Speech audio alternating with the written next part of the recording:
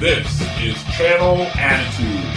Your voice, your right, your freedom.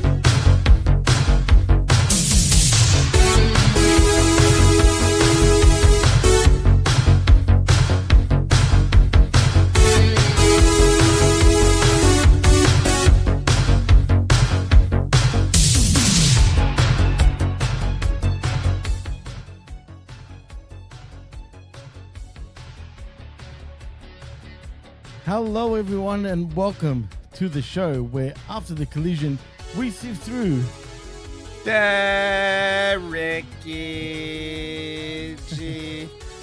the wreckage. I love how you do that, man. Anyway, I am your host Jimmy T. He is my co-host, the best in the world, Jamie the Vet Williams. And you are listening and watching live on Humming Media Group's YouTube channel and of course channelattitude.com after the fact. Vet, what is crack-a-lackin', man? We've had a pretty busy week in pro wrestling, right?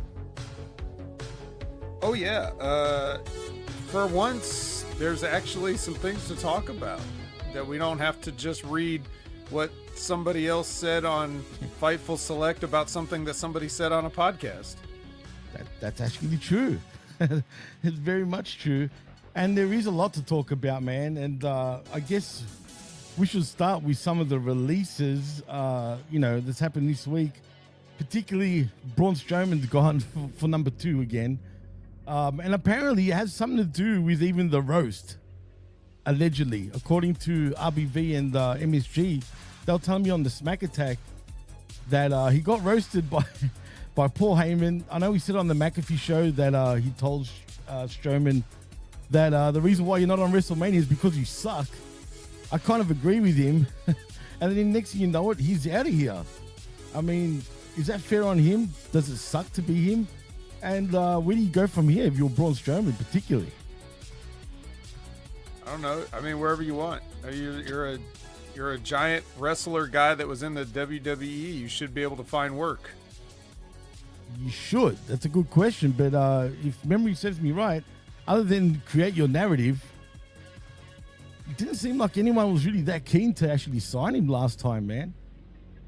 Nah, he probably just either he or others probably just assumed he would get re-signed, and that's why he didn't want to, because he didn't want to be tied into anything. Maybe that's true, and I did hear him say that actually. Now that I think about it, man. But now I think I've heard a lot of rumors. I guess I don't know how true they are, but apparently, from what I've read on Reddit actually earlier. Oh, Reddit. Well, it's definitely credible. I was looking. I was digging into those instead of the dirt sheets. But allegedly, from hearing what people say in there, he can't walk. Like one of his legs is pretty busted, man. Like he's struggling to walk properly, and he's struggling to even wrestle properly. You can kind of tell actually when you think about it. When he's in matches these days, he kind of does walk sort of a little gingerly, shall I say. And, at this point, I think he's 42 at this point, maybe a bit younger. I don't know if there's really many years left in him at this point. He's pretty broken down, it seems. I hope he saved his money. Oof, I hope he did too. I mean, what do you do? That's Braun. I mean, what look, about, everybody knows, if you've been listening since I've been part of Humming Media Group, you probably heard me talk about Braun Strowman a number of times. That makes 2 of us. I don't I'm sure he's a nice, wonderful man. I have nothing against him personally. So it's all about from the aspect of the company, that hired him, putting myself in the position of like, what if I inherited this guy? Like, what if somebody gave me control of creative as a business and this guy's already on the roster? I'm looking at him like, well, he looks like something I should be able to do something with, but unfortunately, at this point, you guys have run him into the ground so much physically and creatively that there's nothing I can get out of him anymore. The Wyatt family, I've never liked the gimmick, but at least that was something that he could just be a part of to kind of learn along the way, learn on the job a little bit, get used to pro wrestling or whatever, or at least whatever the fuck they call that in relation to pro wrestling, that goofy horror bullshit. But no, to me, he's never, even as a giant, like, he just kind of looks like a goofy, like a giant baby. I called him a giant baby. He looks like if a baby was inflated to like full adult size and then they didn't stop pumping it up. You know, he's like a Macy's parade float of a baby that just gone Those wrong. big ones? Yeah, and you know, just not that attractive and not that mobile. So I definitely didn't see a use for Braun Strowman outside of that. Everything else is, you know, like I just don't. It wasn't like he could make up for it with charisma. There was nothing else to get out of him, unfortunately. It's fine. It's not a knock on him as a person. Like, and even though there's no way anybody could, like, if he ever heard me say it, there's no way he couldn't take that personally. Like, obviously he would take it personally, what I'm saying, but like, you know, well, I just, for a giant, he was very unmarketable to me, but apparently they all agree. And they gave him a lot more chances than I would have, but they came to the same conclusion, which is once again proving why I'm the best in the world and why everyone is 5 years behind. Because I told them they didn't need him 5 years ago. well, you know what? I'm going to toot my own horn too at this point because I've been also one of those guys that absolutely can't stand him. I went a little too hard on the smack attack about him, I must say. Probably a little too hard to the point where, shout outs to Kaz, by the way. I love, you know, when our stuff goes up on Hummy Mini Group's Twitter and all that stuff. Well, you know, our video got shared by Jimmy Corderas, Vince Russo, and quite a few others, and it's been viewed quite a bit. But on top of that, they tagged Braun Strowman for us as well. Yeah. I hate that. I'm sure he's going to love it. I'm sure we're going to get blocked by everybody in WWE at this point, and probably AEW for that matter. But that's all good. I just when you tag them and they see it, it's a little bit whoa. But in saying that, I feel exactly the same way as you do. I've been saying it for years. I think he's a big goof. I was saying way more harsher things on Smack Attack. I won't repeat myself again on that bit. Go to channelattitude.com for that if you didn't check it out already. But not just that, ever since he was, you know, remember the Daisy Dukes?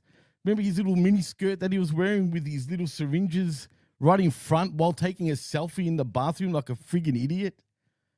I mean, that right there, that's it. That's all you need to know about him. No brains, doesn't think. You know what I'm saying? The biggest, dumbest fuck guy since Ryback.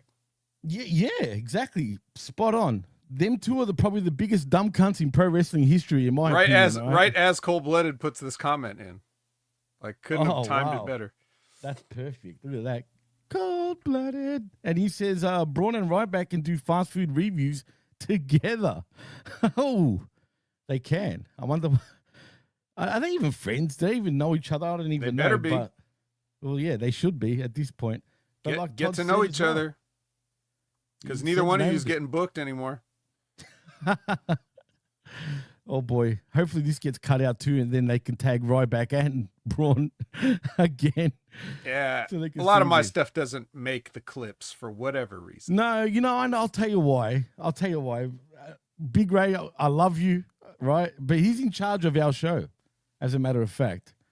And I've always said this. I was actually, you know, I've always wondered, why doesn't the Wreckage ever get like snipped? But every other show does. Ray, I know you got a lot on the plate, but that's the reason why, because he's in control of the shows going up, and I'm sure he can't be bothered clipping the shows. Maybe, you know, I might have to start doing that part, essentially, you know what I mean? So, because a lot of these things on this show particularly should get clipped out, absolutely should. Hashtag that shit to HMG. to everybody. But yeah, so there goes Braun. Number 2, he's out. I don't think we'll ever see him again in WWE because clearly Vince saw how dumb he was the first time. And then it took Triple H a little longer to realize, shit, he's a big goof. So no offense to you, Adam, Braun, whatever you want to be called. It's nothing personal. I just can't dig you, dude, especially when you wear little mini skirts with syringes hanging around. There, I said it. But let's move on from that. What about the other shocker to me, and I know it's not to you and to most people, and she is disgusting at times, if you know what I'm saying, but Cora Jade. I mean, to me, it's a little bit shocking considering, and Jakara Jackson actually is the other one because they seem like they were doing something with her and Lash Legend, of course. But what's going on with these two anyway, in your opinion? It's got to be something political, whatever that may be. Because sort of hints it. I don't know anything about Jakara Jackson at all, but she was very young in the business, so you know, I wouldn't say if we're just looking at like talent and progression, I don't think she didn't hold up her end of the bargain. She seemed to be doing fine for her, right. for her, you know, business age, but you know, Cora, on the other hand, not so much. And you know, whatever. She's been romantically linked to people. She's been politically linked to people. And at the end of the day, it may have just come down to like, we're not, you know, the opposite of Jakara Jackson. We're not seeing the progression we need to. You should be further along at this point. She's the shits in the ring, right? Always was. Took time off to get fake tits, lost a bunch of the rest of the weight. So now she looks like a popsicle stick with, you know, 2 balloons on it. And, and then there was that time in the match where she just didn't feel good and had a seat on the turnbuckle right in the middle of the match that they had to stop it. That's weird. So like, I just don't know what you could get out of her market. Same thing with Braun Strowman, totally different person, but the marketability, I don't know who you sell Cora Jade to. So maybe any of that, all of that, or other reasons that I have no idea about could be why she's gone. Interesting. What about Shayna Baszler? Anything to say about her? I mean, that was sort of a long time coming, in my opinion, even though she's another one that you mentioned about Braun Strowman sort of being, you know, fucked up in terms of the way he was booked and perceived in WWE. I feel the same way about Shayna, dude, in terms of she could have been so much more, but they made her into a joke and destroyed her. Well, there's a lot of people that have not transitioned well, and it's mostly not the talent's fault. Right. Shayna came in with a good NXT run behind her, and it was never the same after her initial sort of debut. And she'd do like an elimination chamber where she eliminated all 5 people or something, something like that. And but I just don't think they knew really what they had. And I don't think that Shayna ever, I think she was put in a lot of bad positions, and Shayna's good in a good position. And I don't think she was good enough to make chicken salad. And a lot of people aren't, and a lot of people don't have to. Like, a lot of people just, you know, they get their push and they're always in the right spot and they don't have to worry. But then, and then there's people that are always put in bad spots and come out good, like the Miz, you know? Right. That's a good And example. then there's people like Shayna who, she's just not the Miz. She just can't, her skills and her ability just aren't such that she could turn anything into something good. So with that being said, that's where creative kind of failed her. And I'm sure she has residual heat if anybody has a bad taste in their mouth from how Ronda had her last run, because Ronda basically came in and was like, just as disgusted about the business as I am, and she let everybody know it. And she was right. And Shayna's her friend, so she catches all that, Unfortunately. And I don't know if she ever recovered from that either. But yeah, so missed opportunity there, but unfortunate. Yeah, that's all I can really say. Well, before we continue, we've got another guest in the house. It is R to the B to the V. Finally. Yeah. Yeah, I was going to text you actually right now saying you joining us, but here you are as Derby Dom. And by the way, sorry about earlier, man, when you did the Kentucky Derby. I slept throughout the day, man, today. I was absolutely bugged. It was better without you. That's all I'm going to say. We had way more fun. Yeah, sorry I was a little late here. I was just on the phone with Bischoff and Hogan. We got a new pitch. We're calling it Featured Endeavored Island. So when all these people get cut, we're going to take 90 days and go film them. And the person that wins that reality series challenge actually gets their job back. We're going to be airing that on A&E. I like it. Yeah, I like it a lot. Well, Rick, we'll just sorry, Netflix, you don't get your grubby little mitts on this one. Nope, we're going to air right after LGF with the future and the Featured Endeavored. That's what we got. Which is what we're talking about right now. We covered Braun, we covered Cora, we covered Shayna. Who else is on the list? Well, I was going to ask you about Shotzi next, actually. Oh yeah, Vet, and I know she technically did not get released per se, but her contract. Well, yeah, okay, she's acting really like did get released, right? Technically. Okay, so Shotzi's an interesting case where I've been a Shotzi proponent because everybody else is looking at her as like, she sucks. And I'm just looking at her as like, this is your money printing machine. Because who cares about her wrestling ability? I mean, anybody that's arguing that wrestling should go back to lingerie pillow fights and stuff, like, you obviously don't care about wrestling ability. So why you take somebody like this who checks a lot of boxes and is speaking of boxes, she looks like and like her whole thing is like the Bruce Pritchard famous box of gimmicks. It's like somebody just dumped it on her and she has like every gimmick, she's got like the gimmick pinata.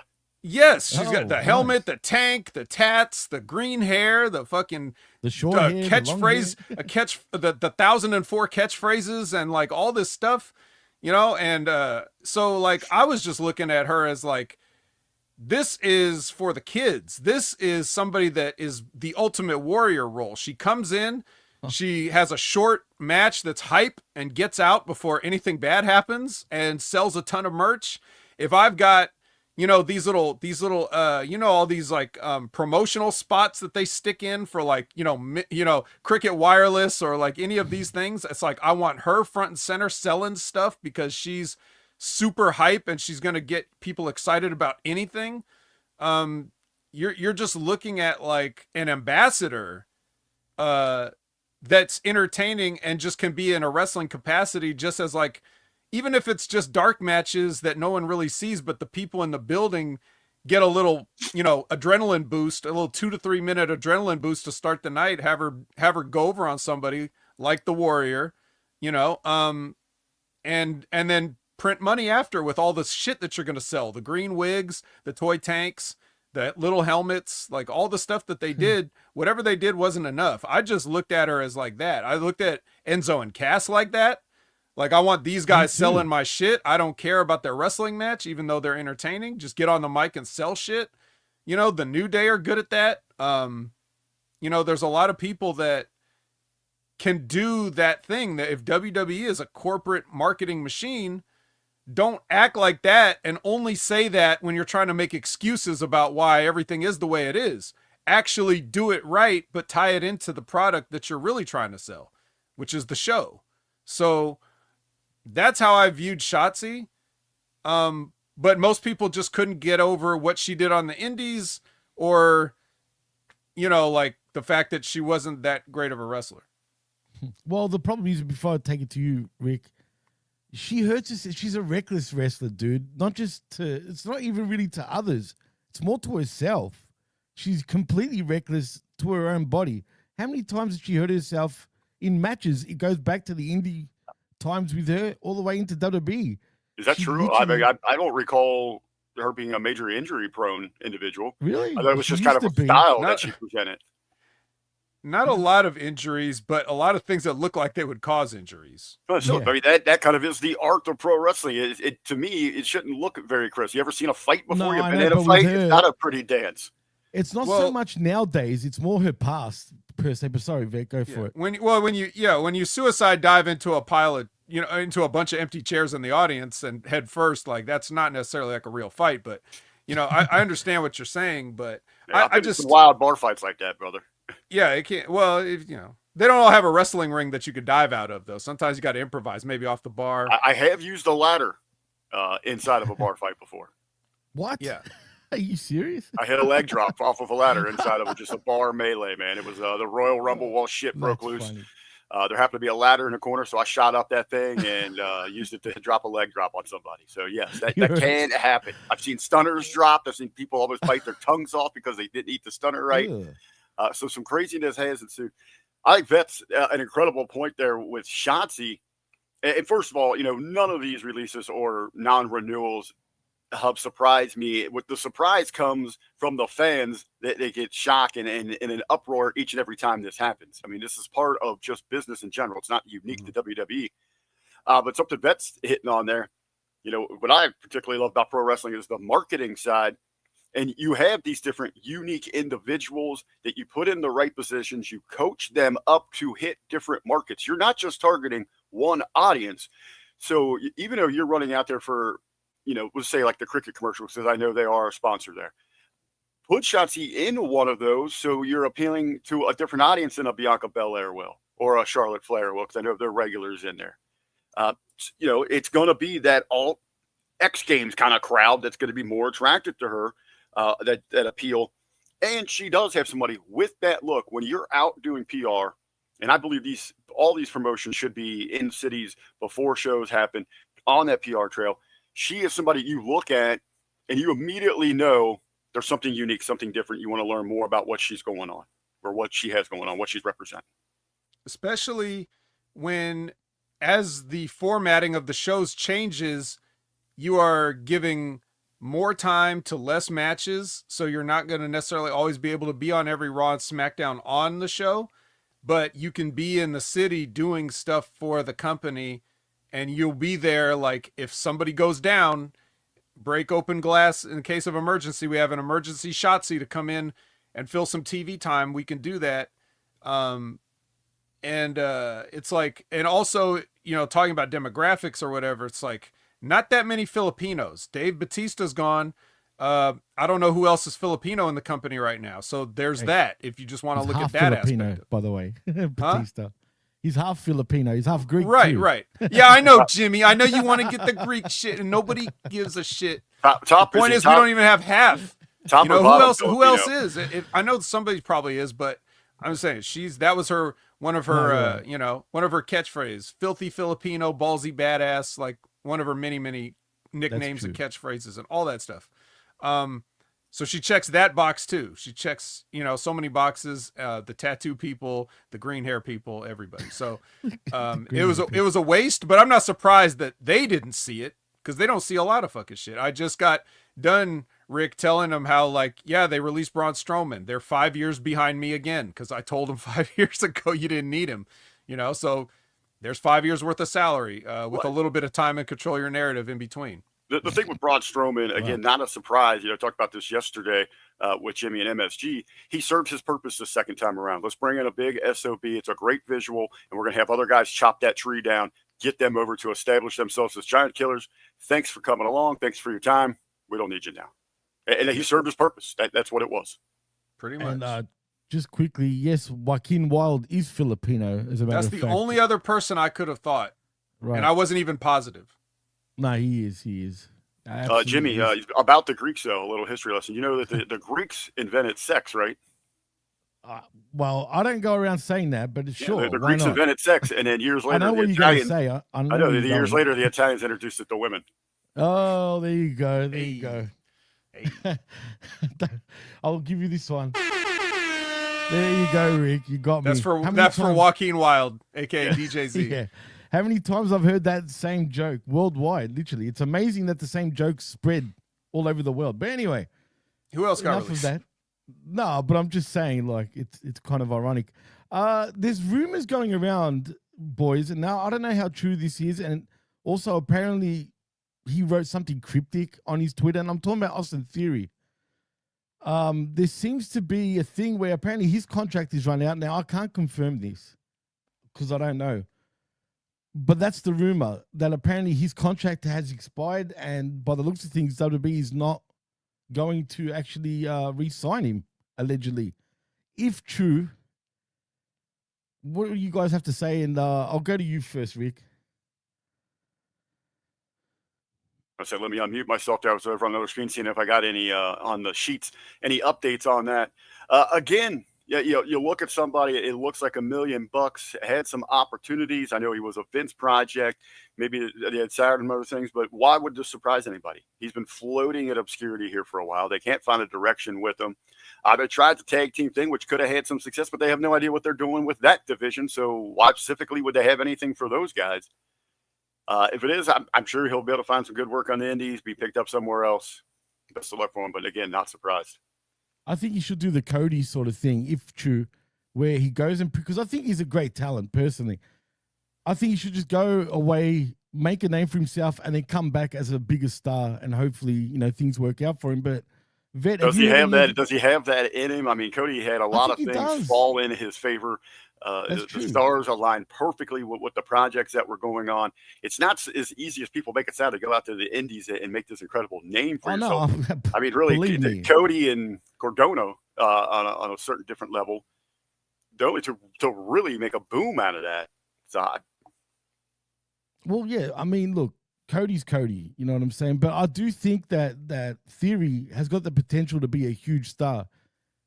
But I think his mental is a bit off for the pro wrestling business, possibly. You know what I mean? And as you are saying, who does Tony Khan go after out of this group? I don't think anybody. I think Tony Khan would be insane to touch anybody on this list. I wouldn't go for Strowman, that's for sure. Yeah, I wouldn't go for. I could see him going for Shotzi though. But Vet, what do you think about the Theory deal, if it's true? What do I think about the deal? No, well, what I mean by that, I mean if he hasn't been re-signed, and he's not going to get re-signed. I don't know. Austin Theory's a weird one because he doesn't actually do anything wrong. Like he's got his look, even though I've said in the past that his look is basically like a beach caricature drawing of Channing Tatum. But whatever. But he puts the time into his physique, everything. He's good in the ring. He's good enough on the mic. He does all these things. He does nothing very wrong. Unfortunately, to me, again, I don't know what to present this cheese sandwich white dude. I don't know how to sell him to everybody because he doesn't have any one thing that I can identify him as. And other than just people will instantly just look at him and see 2002 John Cena. That's the only thing that they're going to see. And if they don't know who John Cena is because they're too young, then he's just another white dude, like I said. Now, the one gimmick that Austin Theory had was he was that good, that young. Right? When he was 20, right. Yep. 19, absolutely. 20, he came in and he was a polished, good looking professional wrestler. Looks exactly the way he does now. Well, he's not 20 anymore. So it's not that impressive to be 26, 27, 28 and be this good. Everybody should be this good at least by that age. So now the one thing you had is gone. The one identifiable thing that you had is gone. And now you're just another white dude cheese sandwich. Get the fuck out of here. Ooh, that's harsh. Nice. I like it. Okay. Also, can we all celebrate about Gallus being released? Yes, we can. You all can. I want to say the disclaimer because I know that this is going to be a big part of probably the next level wrestling review. But I want to say my disclaimer here as well as I will say it on Wednesday. I do not celebrate anybody losing their job, getting fired or whatever. I'm not celebrating that. But I am so glad I will never have to watch any of their content ever again. I'm very happy about that. Professionally. Personally, I don't know these men. I actually feel for Wolfgang a little bit because I feel like he was added to the Coffee Brothers. You know, like they were a team and they sort of added Wolfgang because, and I can only assume, it's 100% assumption on my part, they were like, we need somebody who's good at wrestling to be in this group. And so he got saddled with these two bums and they've tried to make it work ever since. And they got way too much of a push on any TV time ever. So, in that sense, professionally, I am glad that I no longer had to cover them, even though I haven't had to cover them for a while, because once again, now that this regime has flipped over, people are starting to catch up to me from 5 years ago. My favorite thing that Gallus ever did was back in NXT UK, Joe Coffey had a match with Walter, and Walter powerbombed the fuck out of him on the apron, and he bounced off, and I loved it. Other than that, I can't think of a great moment that they've ever had. Wow, that's harsh. That is harsh. But Rick, I'm sure you feel pretty similarly. Yeah, I mean, I hate to see anybody losing their job here, but again, we go back to this. It's not uncommon in any walk of business, especially sports and entertainment. You know, we just seen the NFL draft where teams are, selecting 4 to 5 new players. Where do they get those spots on that team for? Because they're releasing people. People are out of their jobs. Everyone's just freaking out. I've seen this running in a couple circles. WWE reporting record numbers from a WrestleMania. What a bunch of lowlifes to go release people here. It has nothing to do with anything. We're talking about quarterlies, and the second quarter is their financial dip. That's where they're going to look to save here because they're losing in other areas. It's just it's part of the game. And when you sign up for it, you are hired to eventually get fired. That is the world of professional wrestling. Good point, actually. That's a great point. And they lasted a lot longer. And that is the surprising. If you Wolfgang go look at some of these, especially. Which that we were talking on one of the shows a couple weeks ago. I was just blown away with Liv Morgan that she had been with the company for 10 years. Just 30 years old. She's in her over a decade with the company. Some of these talents, it blows your mind how long that they've been able to ride this gravy train. Mm-hmm. So, I mean, kudos to them. Hopefully they bounce back. If it is truly a dream, a passion of theirs, maybe they're going to work better themselves, get another opportunity there. Hey, sometimes you need that kick in the ass to reevaluate yourself, see where you're at, to reappreciate that, to keep following that dream. I know you said professionally, Vet, and Rick, you're actually being nice, but good riddance to the whole bunch of them. Just like the grizzled young veterans, when they got released, I was like jumping up for joy. Now they can all wrestle together again somewhere else. Hopefully, no shit. I can't stand these guys that much that I'm praying that Tony doesn't sign any of these guys. I don't even want to see him anywhere or on another. I heard they're all going to get signed by the upstart Australian East Coast wrestling promotion. So they're all going to be visiting your backyard soon there, Jimmy. If they do, I'm getting out of this country. Put it that way. I'm telling you. But no, I don't know, man. It's nothing personal. Like I said, I just can't stand any of those guys.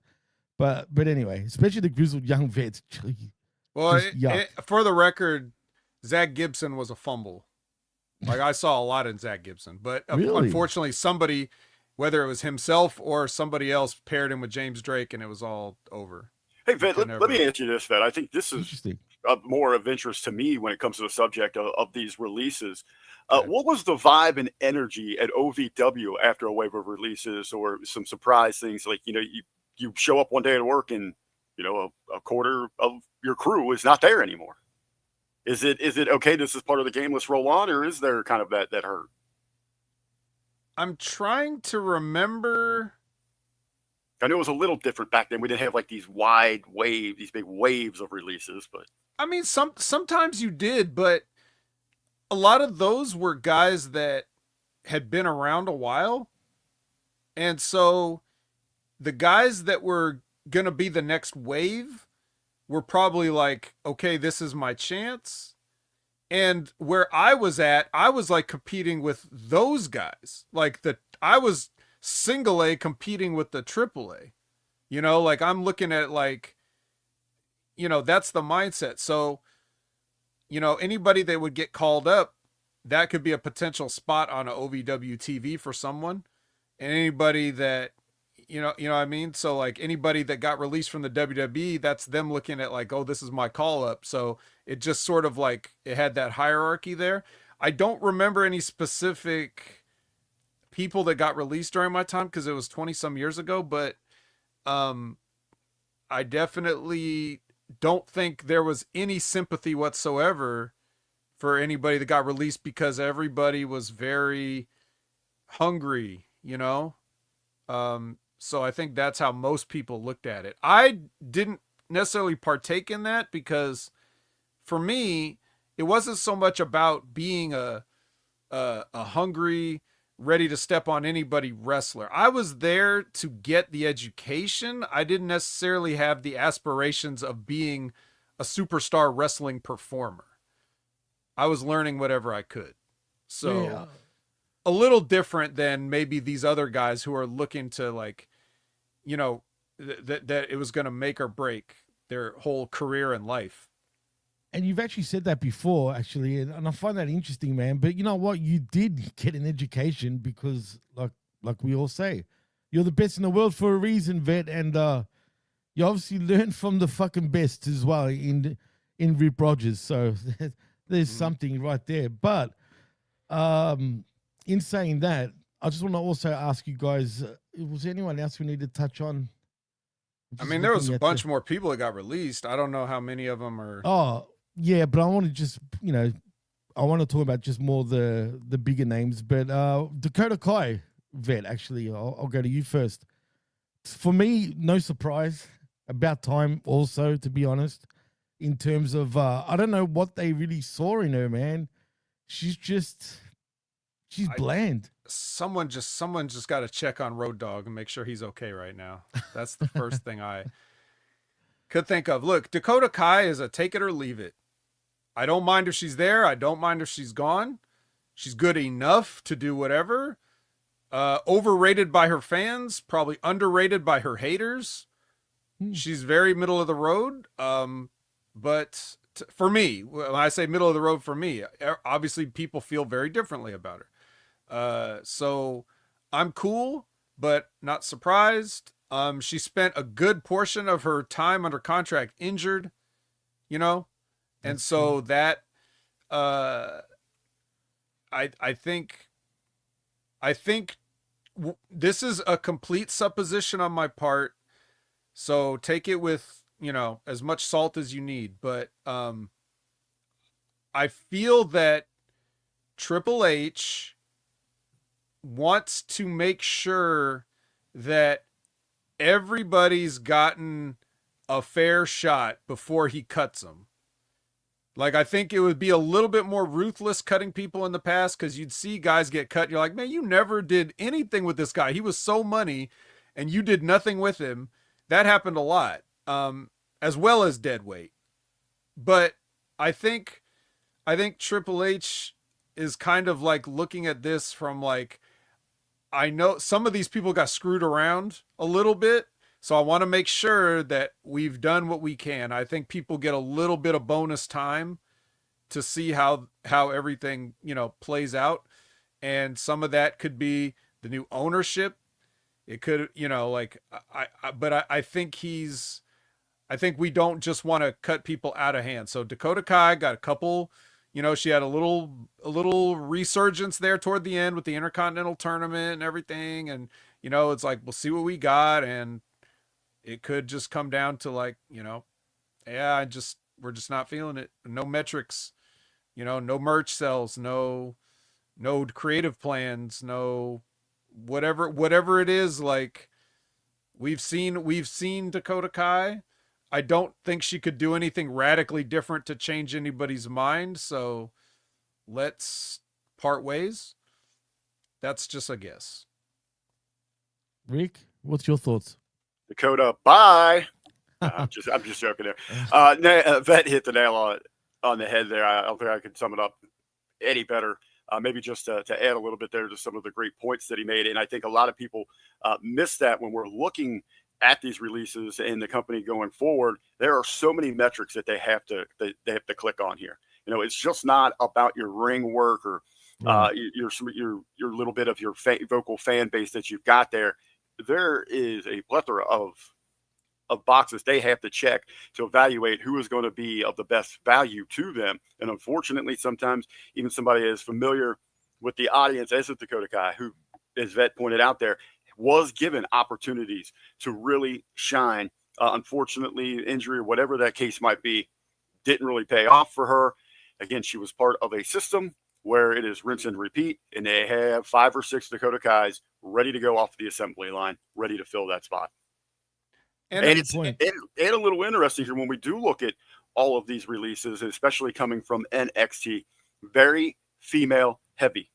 A lot of females getting the release, and it goes back to a tremendous point that you brought up during our big powwow after WrestleMania. Jimmy, you brought this up over on I Like It Raw. It is about the change of wind upcoming. It is going to be a major shuffle coming in this women's division.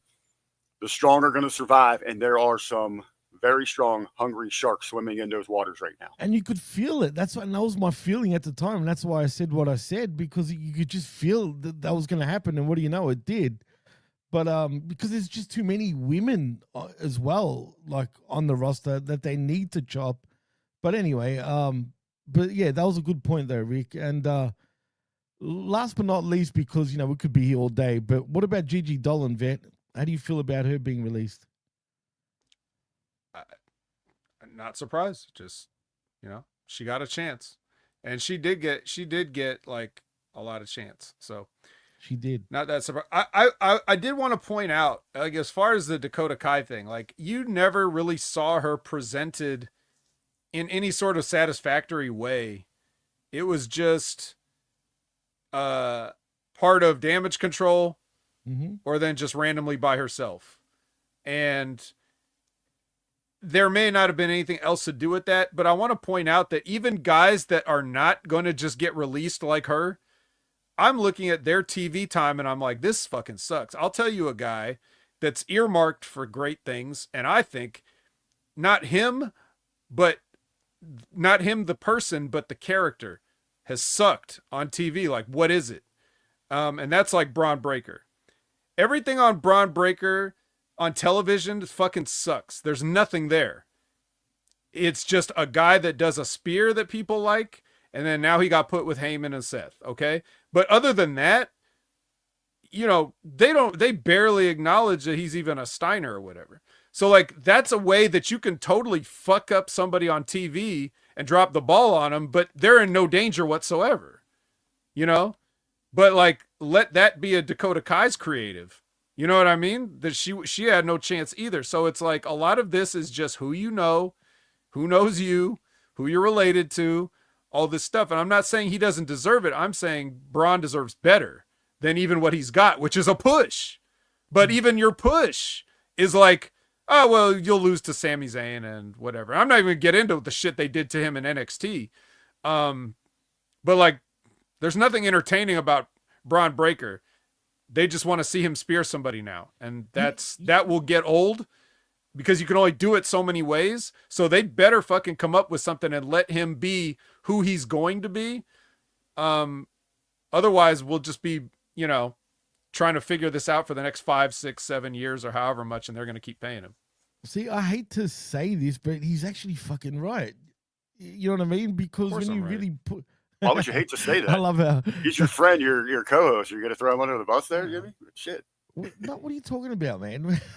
I'm saying no. But when you break it down, because there's no one in our part of the world that what we do in terms of pro wrestling podcasts or whatever, right?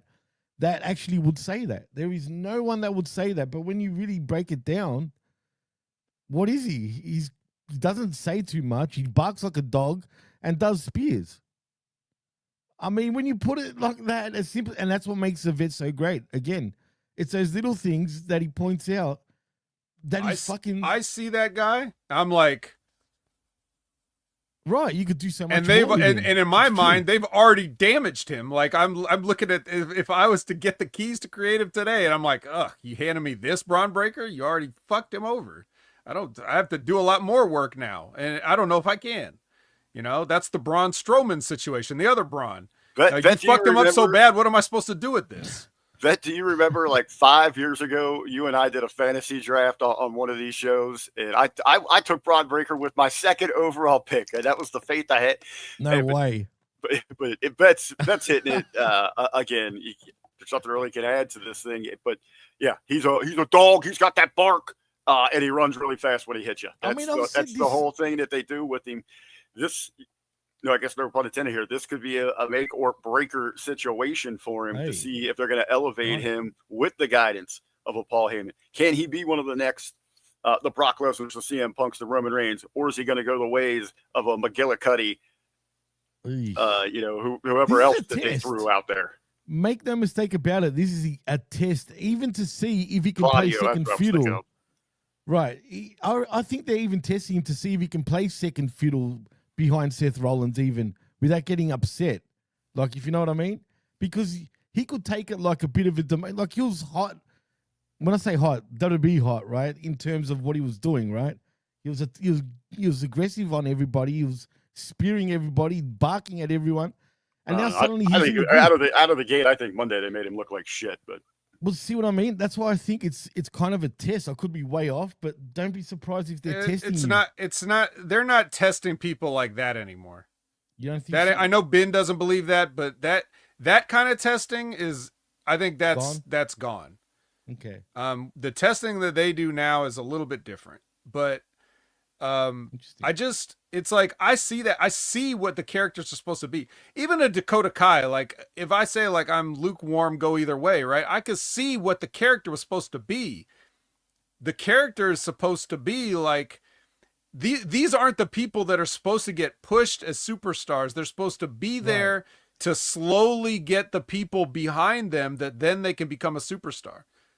I think I see a lot of parallels between oddly enough, a Dakota Kai and a Braun Breaker. They would be very different characters, but the way that you deal with them would be very similar. You know, you start them out as like, who is this person? And then they'll be like, I'll show you who I am, as baby faces. Like, right. You know what I mean? You have to let the people choose these people. Dakota, the scrappy underdog team kick captain, sort of like, you know, I'm gonna barely pull one out type of thing and get the people behind me because I'm likable. Braun is the sort of like quiet, unassuming, like the Mike Tyson with the towel on and everything like that. Just sort of like no frills, just show up, you know, and everything. But they made him Roman Reigns too fast in NXT, and they immediately sniffed out that he was the chosen one and started booing him. So they turned him heel. Now they don't know what to do. They just, yeah. All right. Anyway, we could do a full podcast on what's wrong with Braun Breaker's push. There's a little bit of a pop here. Trinity on social media from the Twix. She just put out, if I was doing releases, I would have kept everyone and just released Jade Cargill. All right, a little pop there for Trinity.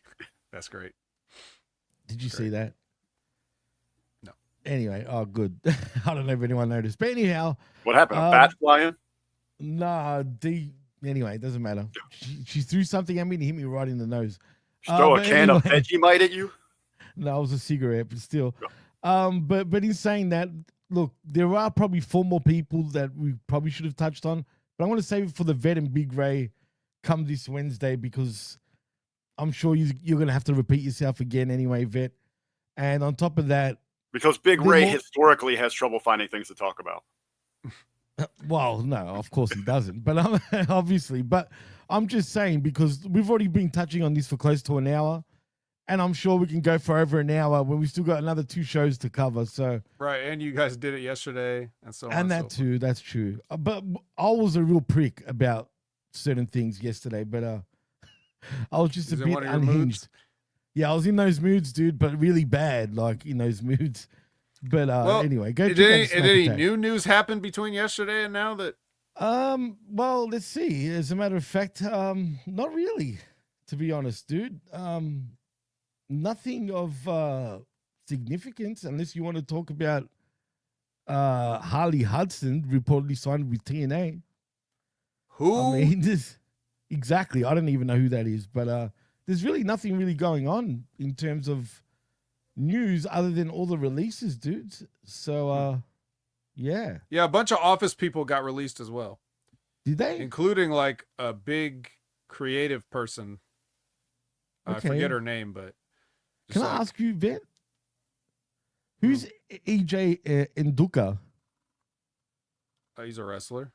Well, apparently he confirms his departure from AEW. I could have sworn I've never seen him in AEW. He's the giant guy that was with Swerve that time. Oh, is that who it is? Okay, well, geez. How many appearances did he make? 2? No, I know who he was. Yeah, remember that time? I remember what he's talking about. Yeah. Good times, that was good a long times. time ago. Also, in other news, WWE has abandoned the Edge trademark and falls for a new Revive trademark for wrestling. And now apparently Edge, just maybe, might be Edge once again. Anyway, I actually saw just before I joined you guys, I was scrolling through some news, and it looks like they have refiled to claim that. Oh, really? Yeah. Well, it doesn't say that here yet, but yeah. So I saw the headline you're talking about, Jimmy, right? And then I just happened to see this morning as I was getting ready to set up to join you guys that WWE is looking to refile to reclaim the Edge trademark. Okay, interesting. I know. Why would they even let that go anyway? Like, there's no way they're going to allow him to be Edge. But anywho, that's really the news. I mean, Rick, unless you know something that I don't, like this. Hey, baby, I came here to jump aboard the ship and go for a sail and try to survive that wreckage, baby. I came here to talk put a your little gloves on. all elite wrestling. Get your mitts on, actually, Rick, because we're going to start sifting through some of this wreckage. So, Vet, I'm going to throw it straight to you, and let's start sifting. Okay. So Dynamite. Now I'm gonna. Some of this I'm just going to run through. So if I pass something up, everybody just hold your hand up. Hold your hand up and say, I like this. I like the Vet strategy here. Bullet points, baby. I want to strangle myself with reviews. You know this shit. I want to strangle myself with review shoots and shows, new segments. Bullet points. All right. Well, we're starting out with an all-star 8-man extravaganza, which is Jimmy's favorite type of match.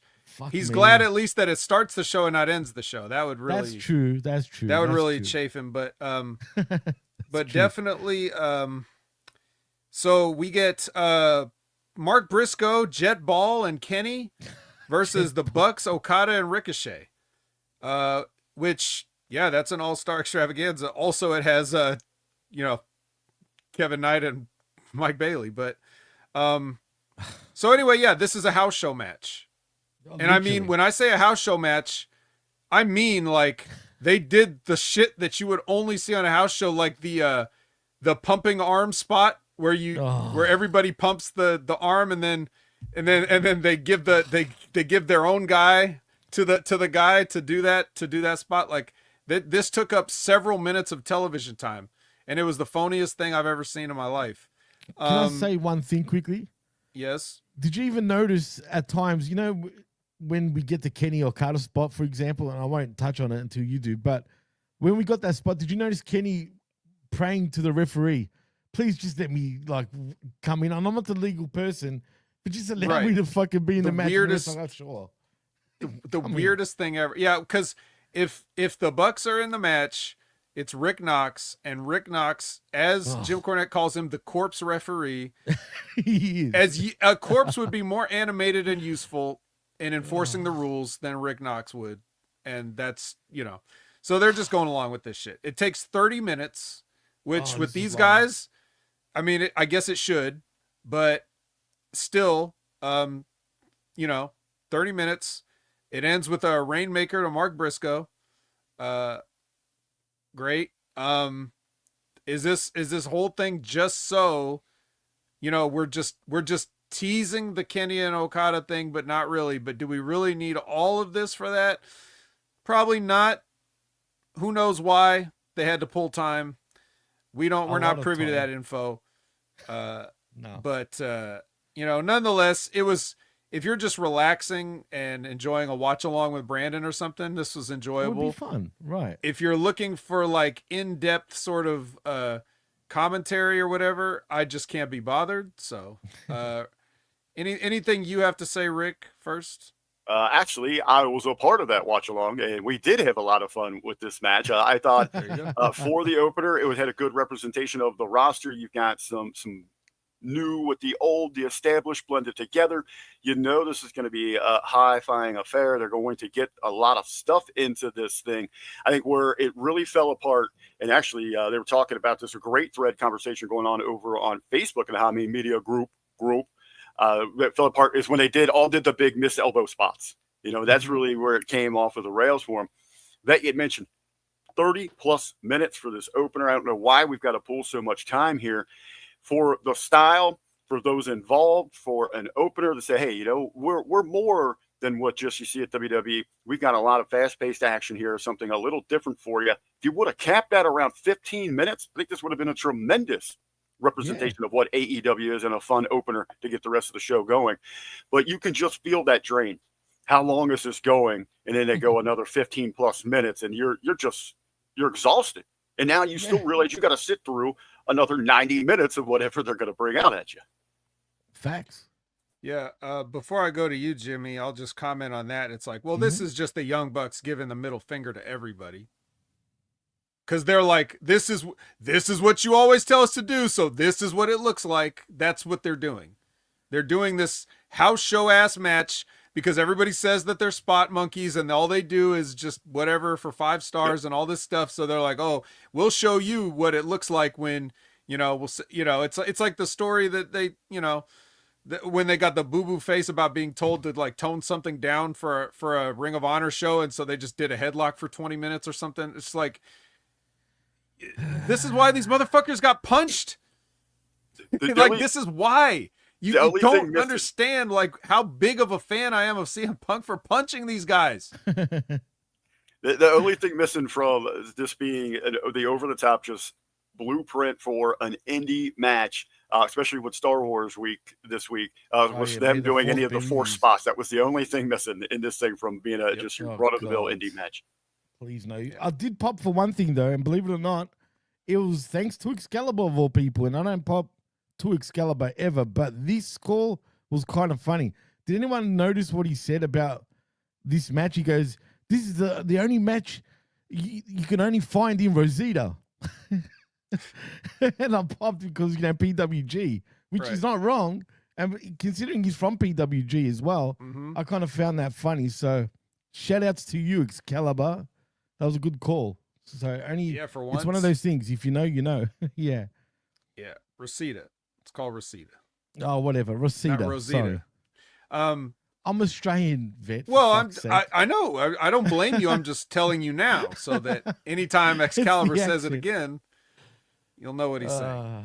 Okay, Rosita. The Hurt Syndicate hurt some marks. Oh God, who are these guys? This confused me. Like, why? Like, we're in because with the sound down during the watch along. I'll go ahead because I didn't know where the hell they came from. Were they just random people dancing backstage? Did they serve a point? Oops. That's what threw me off here. I forget. I mean, this is what I have in my notes. I don't even remember now what this is referencing, so I'm counting on everyone else to remember. But what I literally word for word what I wrote was, Hurt Syndicate hurt some marks, comma, Bobby may finally be convinced by MVP, parenthetically, with the prospect of hurting Max.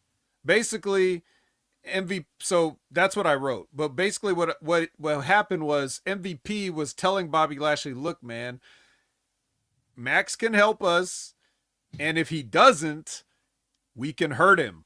So he's like teasing him with that process. Just let him in. What's the worst that could happen? If he tries to screw us over, you get to hurt him. So it's a win-win. We either succeed or you hurt him. So that's how he sells it to Bobby. Now talking about, okay, if AEW has, man, we're about to get released here. This next match. The Ops are across the ring from Nick Camarado, who I swear to God I already thought got released. I swear he got released already. When I saw him, I was like, "What, bro? He did. Is this a single? Is this just a one-time booking that you got back?" I have no idea, but he did get released, dude. I thought the entire opponents of the Ops here were just like local enhancements. That's what I took from this thing. Yeah, I didn't notice Camarado though. That's another thing. I actually didn't notice that. So I'm funny that you brought that up. Was he really there? Yes, I know. For everybody that's just joining us, maybe new people listening, watching on YouTube, Twitch, wherever, or listening on channelattitude.com or anywhere else. Jimmy doesn't watch the show, so he may not know like if somebody's there or not. But yes, Nick Camarado was there. I didn't notice it, man, but I did take a break.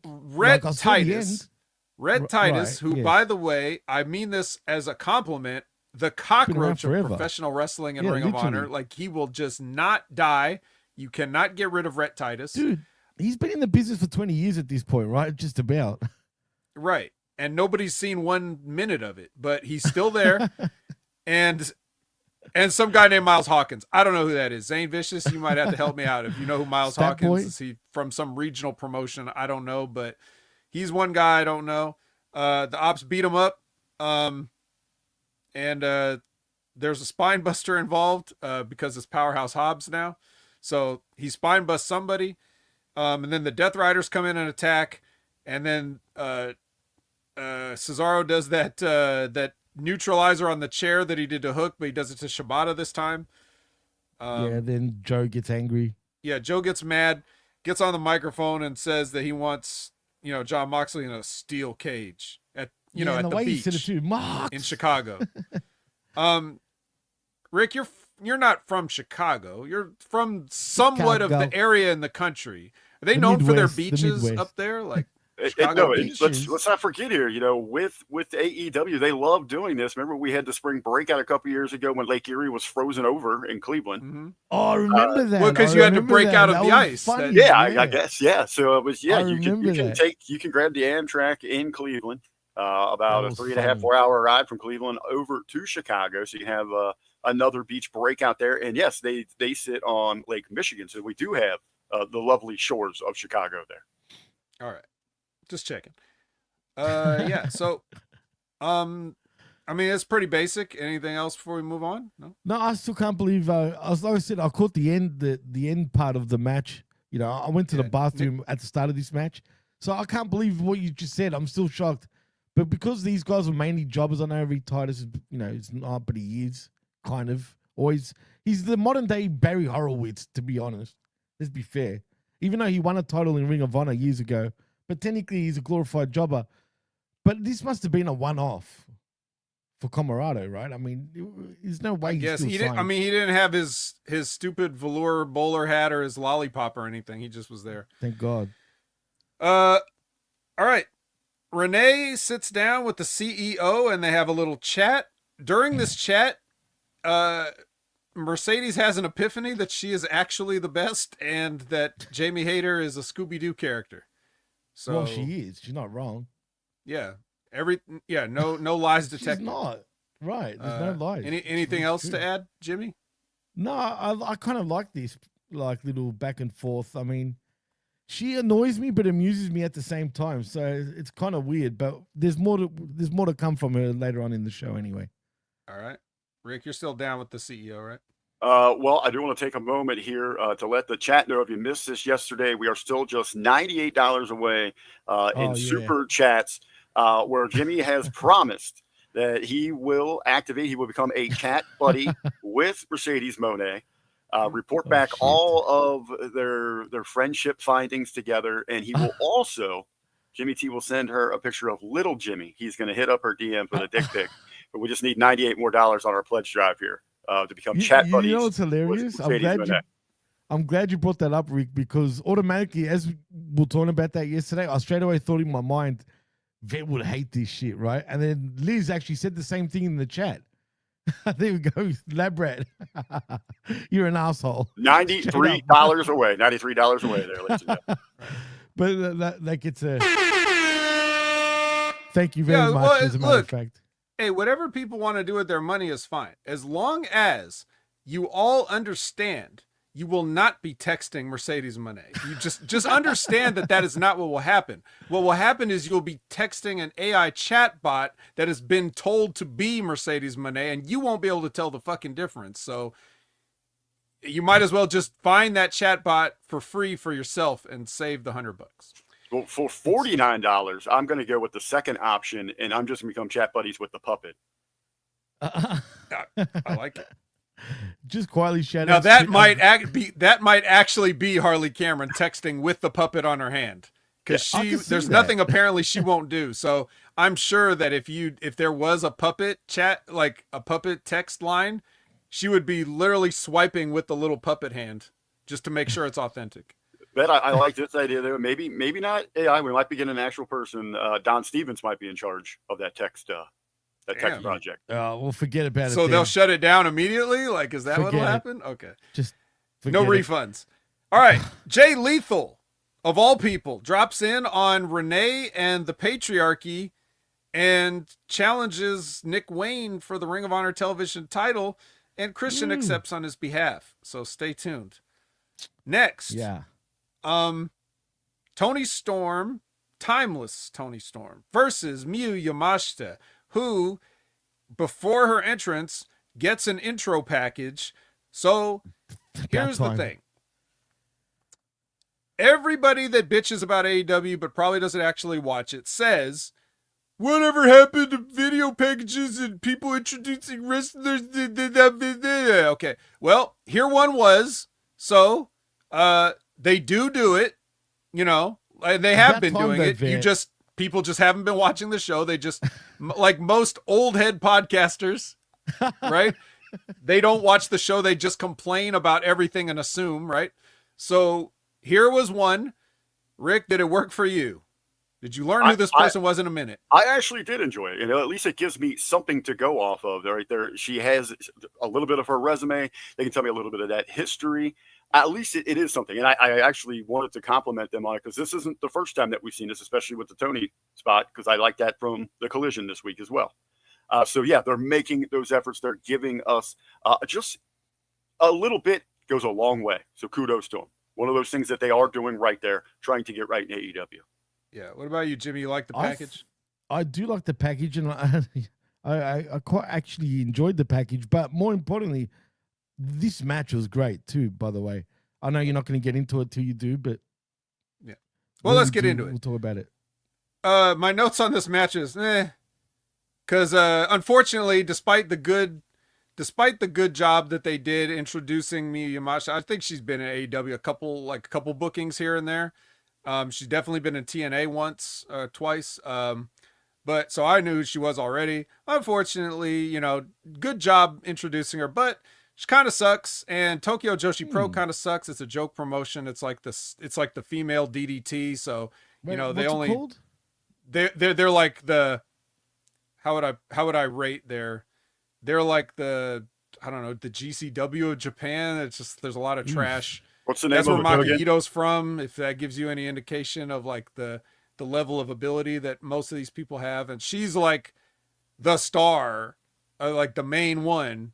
You know, so like if she's this bad, then God help if you ever watch any of the rest of one of their shows. But yeah, do you really find it that bad? I actually thought this match was half decent, man. Personally, I mean the match is okay, but that's Tony. That's Tony Carey. That's what this is about. They realize they do have a draw in her. They're seeing a spike in their numbers. So again, you know, kudos, they're finding ways to get her on television instead of just doing the same old. So we're getting a match at her, then we get the mic with her. We're still getting the vignettes. They're finding different ways to pepper in one of their draws. Mm-hmm. Yeah. So I'd say sure. Yeah, but it's what was the name of the Japanese promotion? The women's one you just mentioned? Tokyo Joshi Pro. Tokyo Joshi Pro. Okay, got it now. I remember. Yeah, that's girl DDT. I don't know if they have a male blow-up doll they wrestle there. I'm not sure about that. They probably do, actually, Van. Yeah. More than likely.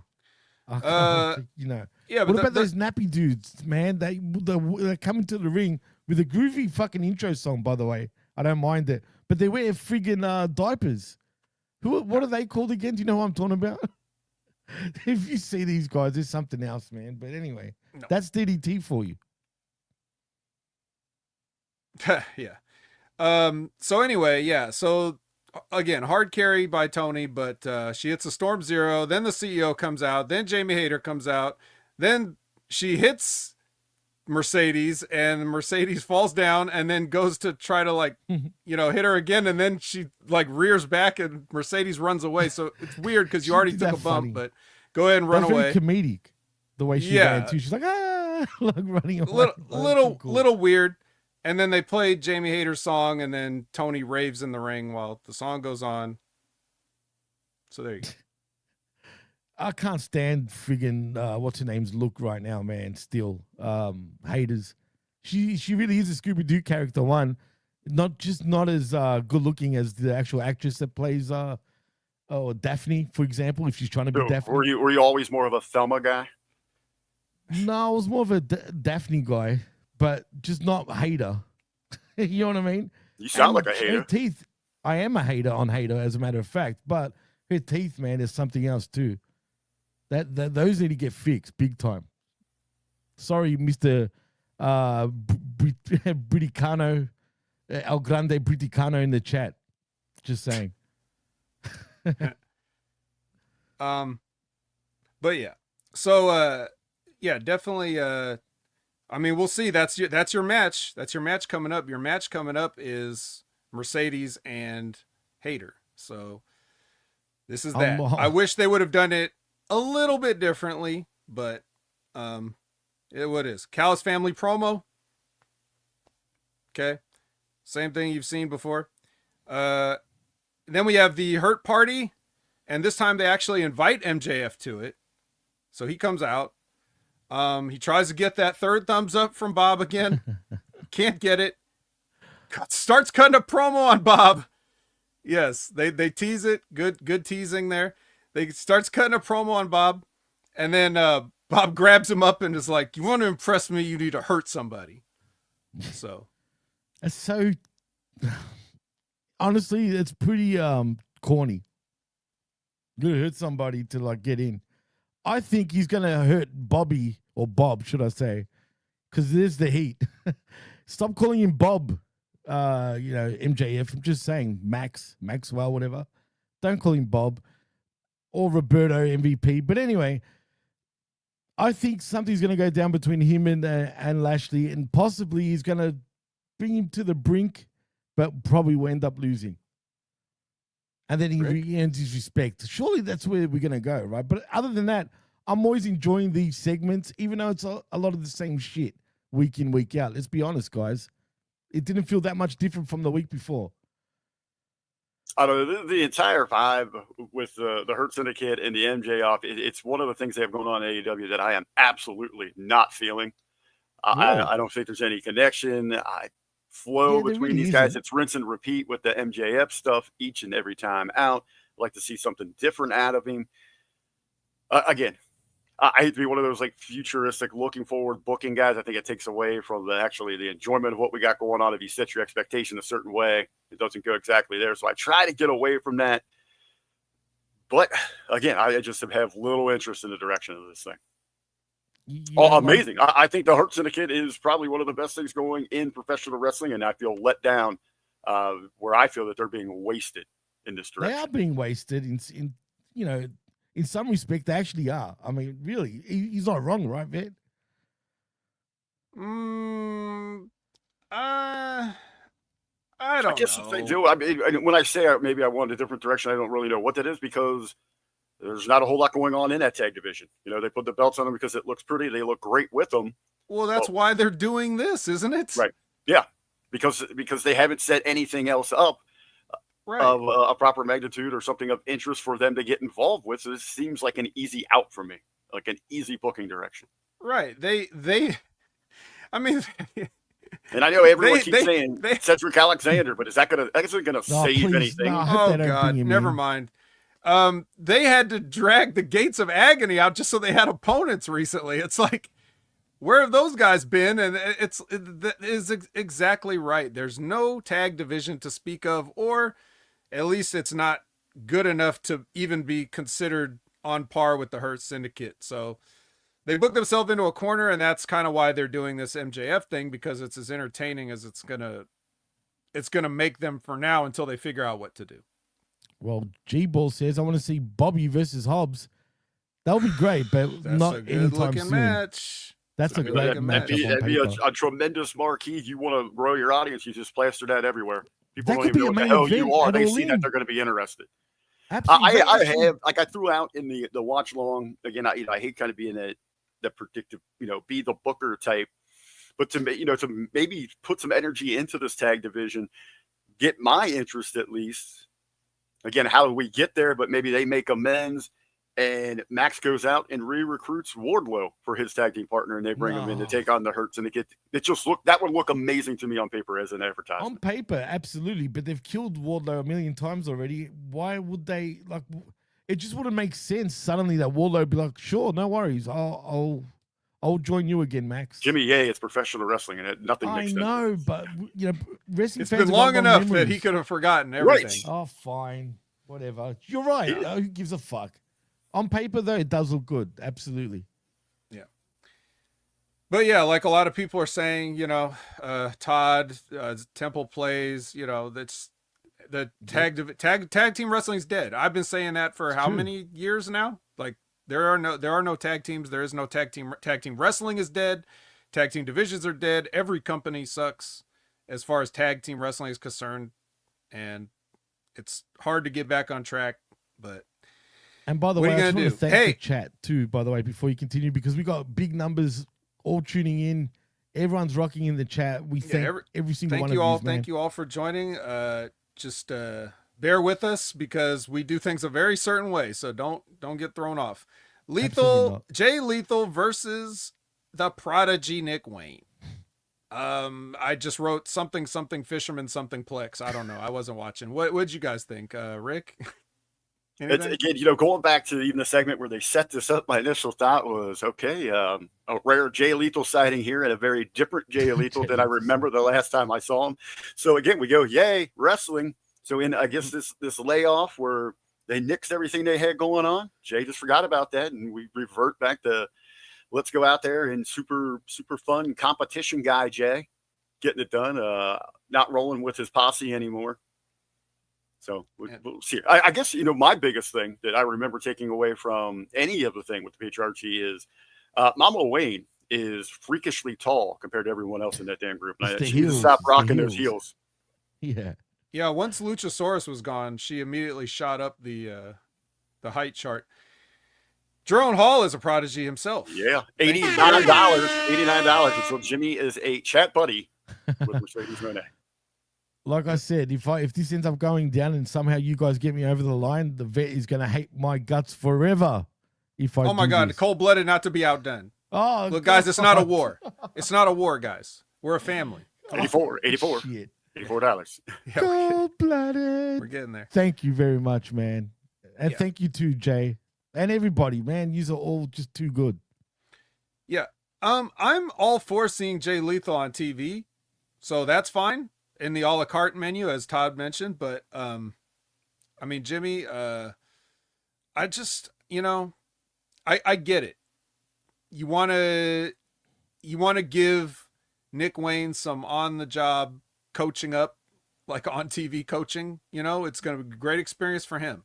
He's about to go over and do Best of Super Juniors or whatever it is. So he'll get some leveling up there, but I don't know. What do you think? Good there. Are you pleased with Nick Wayne's progress? Progress is an interesting sort of word right now. Has he progressed? Sure, a little bit, I guess. But we're still kind of stuck. And he's talking more, which is good. So there's some progress right there. His in-ring work is fine. But I want to see more personality start coming out, and it is. It's slowly starting to come out, but I want to see more. So yeah, sure. I guess there has been some progress for sure. Just very minimal. Sandwiches. I think too. He's so young, and you forget that sometimes. No, he is so young in his development, and as Vet's saying there, hey, you're gonna get an in-ring education with Lethal, and he is gonna get a real kick in the butt going forward when they send him over for the Super Junior.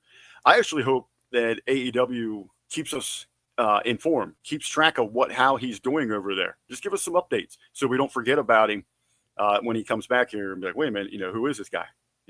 Keep us informed with what he's got going on. Let us watch the growth. Todd Brantley, thank you very much. It's a what have you done?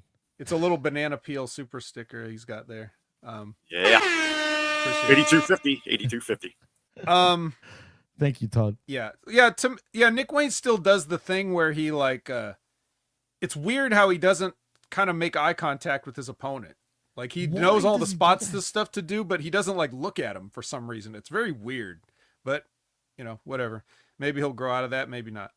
What would be behind that, Vet, if anything? Is that mental? What is that shit? I really don't know. I guess it's just when you grow up just knowing wrestling is fake and phony your whole life and you don't have to treat it like it's real. Damn.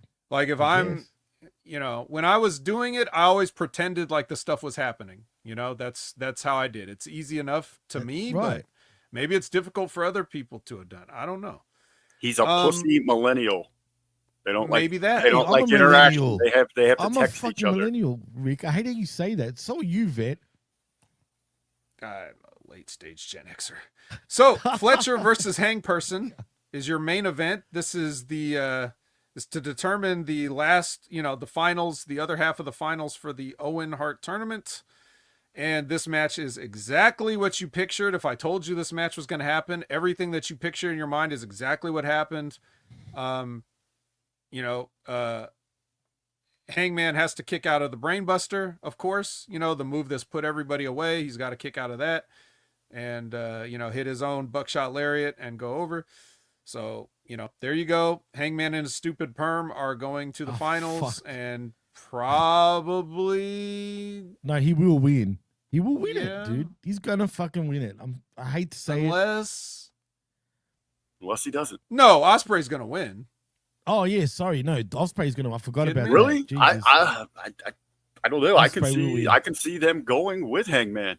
No. Ospreay's definitely gonna win. I can see Ospreay. either way, but with the storytelling here, the Hangman, one of the originals, he was there in that first championship match, coming up short. He's had this transformation. It's been something he's trying to get back to. That's eluding him after that run.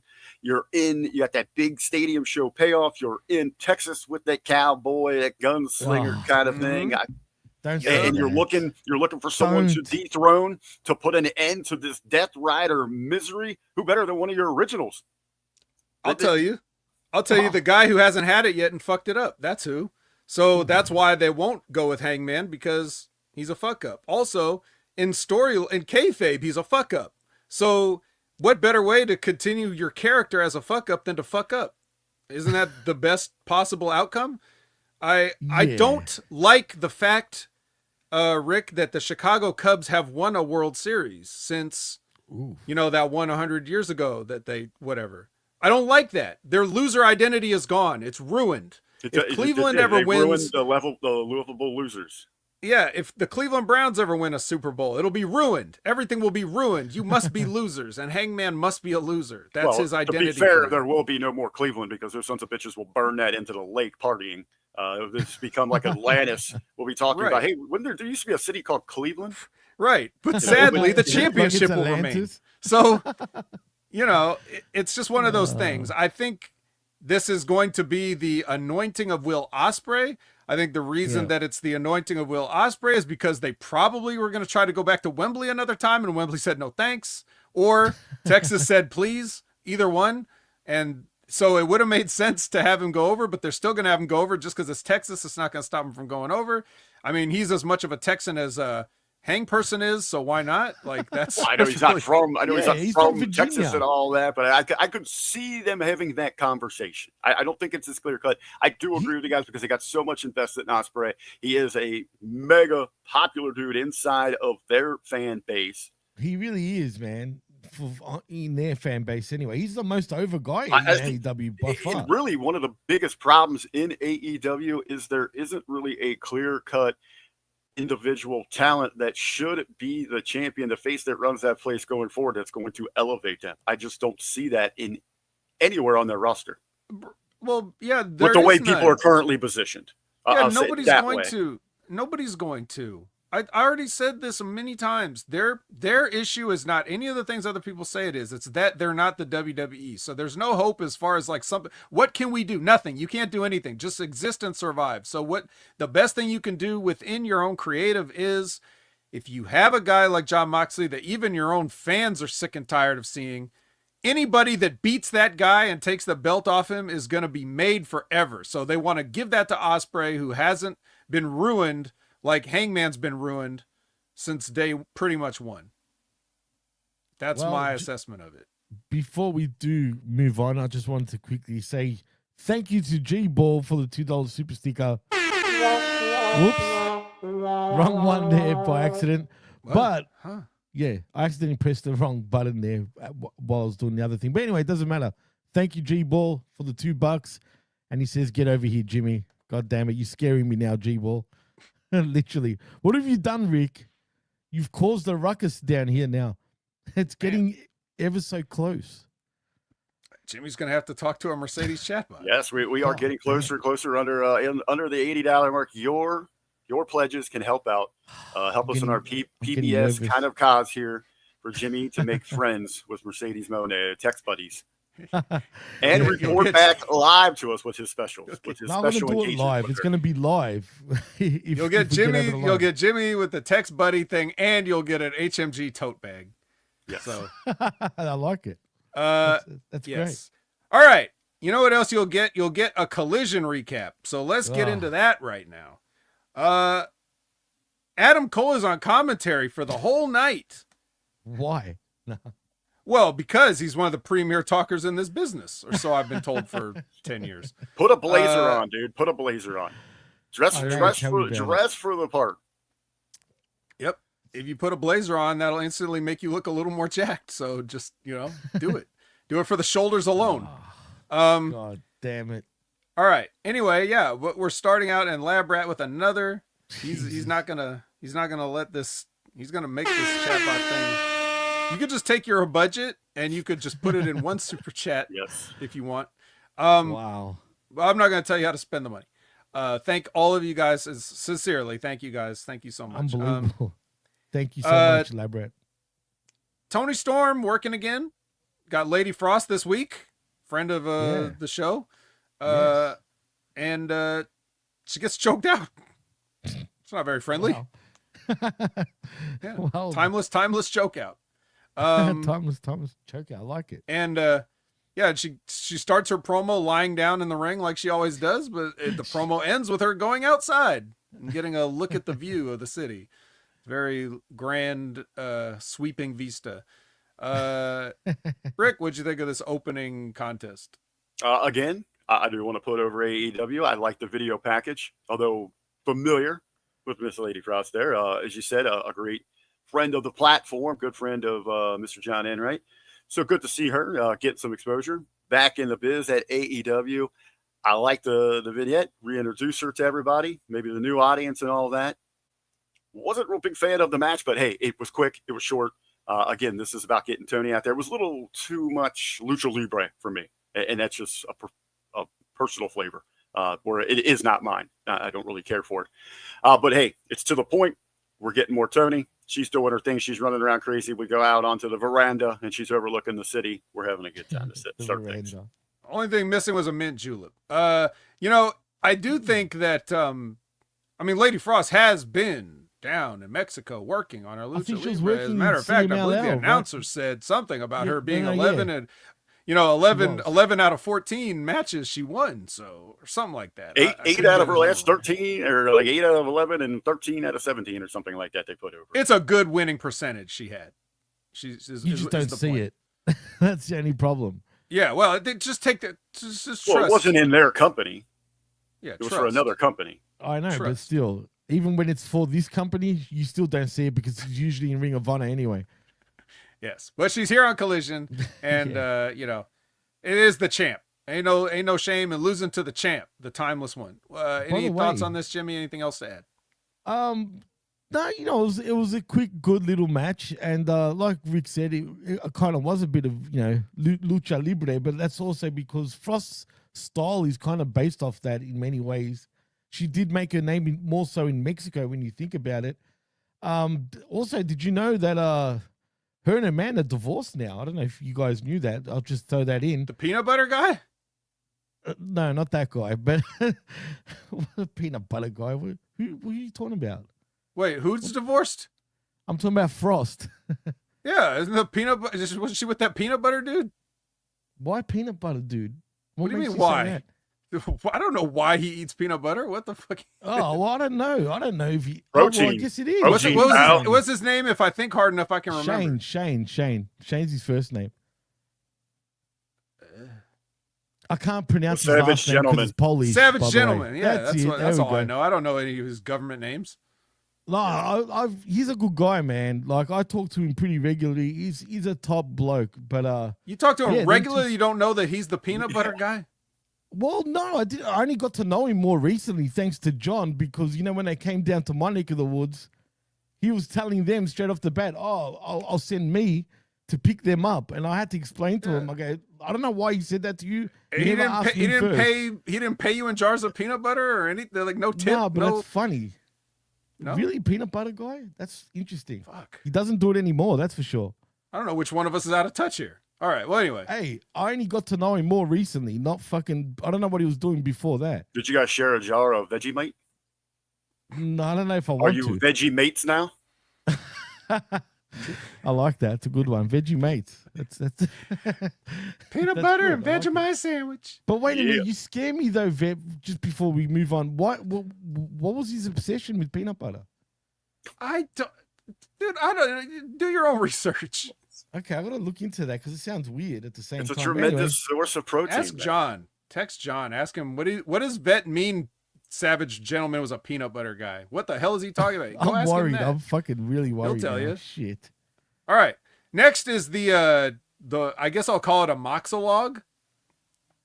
It's yes, it's one of these like short films starring John Moxley where he says stuff cryptically and cinematically. Just rambling. Do these things work for you, Rick, or is this corny as fuck? I was kind of confused on this because they run this package, and then like a couple segments later, they're like, "Oh, we're going to hear from John Moxley next," and I'm like, "Wait a minute, didn't we just do that, or did I imagine that just happened?" So we're kind of getting this repetitiveness. Well, it's funny. I'll kind of bring that up a little bit later, but I already know how Jimmy feels, so I'll move on while he's googling the peanut butter. Thank you. Roosh. How'd you know? Roosh versus a random Sammy Guevara.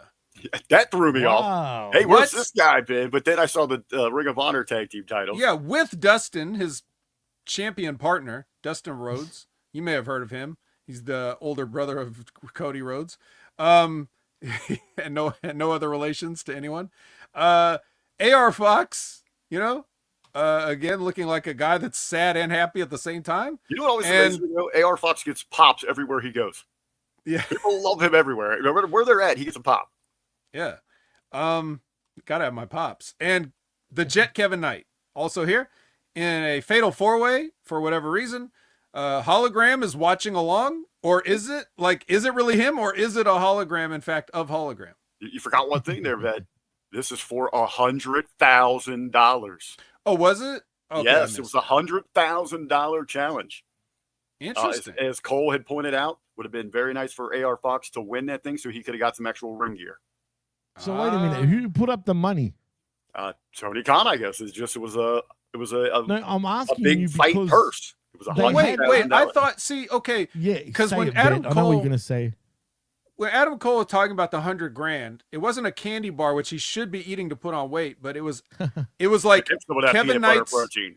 No, it was Kevin Knight's cut of the match he won in the 8-man tag, where it was a $400,000 prize for that, and each guy got $100,000. Is that the $100,000 you're talking about? Because this match was just a match. No, right. They advertised coming out when Roosh was coming out here. Sure. This was $100,000. Yeah, because do you know they had a match recently? To me, it's more silly that in this day and age, when we know their contracts and we know their guaranteed money, we know what these people are making, that we're using something like this.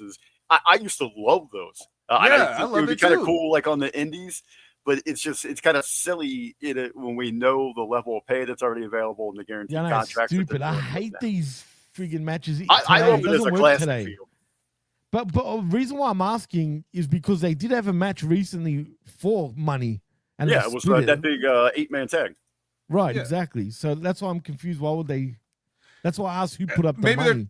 Maybe they're trying to normalize it again. Look, that's the only way that you could bring something back is don't give up on it. Because what Tony does a lot of times is he'll pull an old school idea out because he's a big fan of wrestling. So he remembers everything that ever happened ever.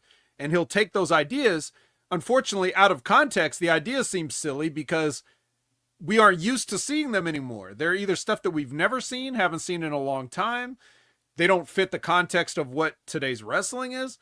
If we were talking, every wrestling show should be about, I think, it should be at least a little bit of undercurrent of talk about money, whether that's prize purses of like, you lost, so you didn't get this amount of money. You won, so you got this bonus money. You got fined because you did something, you know? Like, I want to see more people of should that constantly even. be talking about that. This is one of the things I've been saying like over and over again when I say wrestling needs to be more real and more sports. It's things like that. You could still make it fictional content, but it's relatable because we know what it's like to get, fined or whatever. So, or if you've ever, had to pay for tickets or anything that you've done where it cost you, you can relate to that. So if a wrestler's like, hey, I got disqualified and not only did I lose the match, but because of what I did, because I punched this referee or whatever, now I'm getting fined on top of that. And now I'm extra mad. And then that motivates you going forward and it informs the character's next move on the TV show. That's how you can. I like them. Money is the easiest, laziest way to tell stories. You can always do that. Everybody's hungry for that. And I like the other side of that. Take it away from people. I've always thought, especially with the WWE coming up with their draft, why aren't we regular? Because you look at your main sports, like the NFL, Major League Baseball. It's just as hot of a topic when we're looking at free agency and contracts are coming up in those conversations. We've said this a million times. They kind of tried doing that to a stupid, sort of way. If you remember, and it was a $100,000 high-speed fatal 4-way match. All right, high speed. Wow, high speed. Don't you dare slow down, or you'll get fined. You get $5,000 for every step off you are in this match. That's $100,000 I owe you. I might want to hold on to that one. Yeah. Dumb and Dumber. Thank you very much. So Sammy hits the go to hell on AR Fox. So we only dragged him out of obscurity so that he could win this $100,000 match. Cool. He's got a kid. Daddy needs a new pair of everything. So Samoa Joe makes a video that I assume is a reply to what the Jon Moxley video is that we saw earlier. The movie?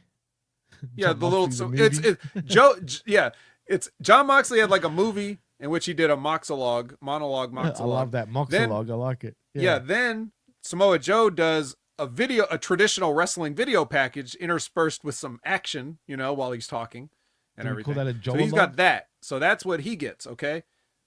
Put a pin in that. Let's move on. The Megasis versus Harley Cameron. Now, I've been talking about Harley Cameron, saying it's ridiculous that everybody has to like put her over as an actual credible threat in the ring or whatever. And now even Megan Bain of all people, this is the current like Goldberg or whatever. Yeah, she got the taser one time, but she's still basically Goldberg because she's gone to beating up 2 people at once now. So she could beat up any 2 people at once.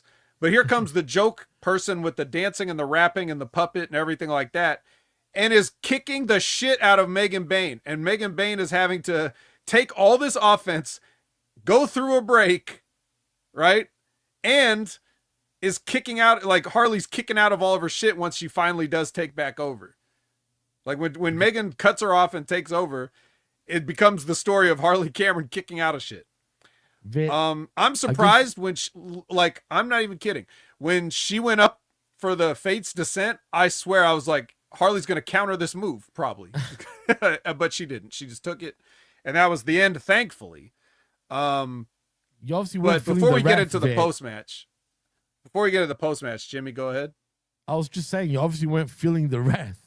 I didn't. Oh, man, I was feeling my wrath, but not necessarily that wrath.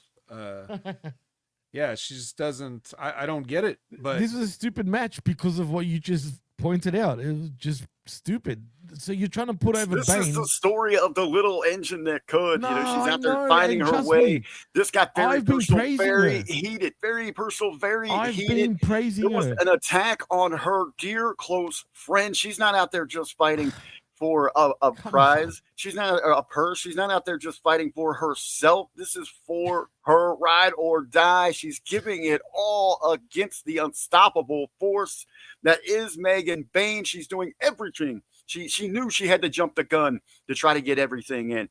She's the roll-ups. She's doing everything she can to steal one, and still not enough there for her.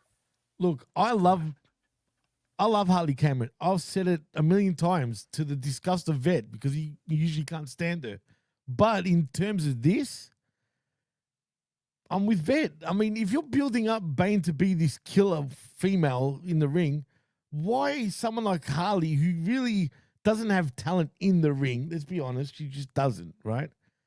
Is going to, give her a match. Like, why? It doesn't make sense. I know she's fighting for a fan, whatever, blah, blah, blah.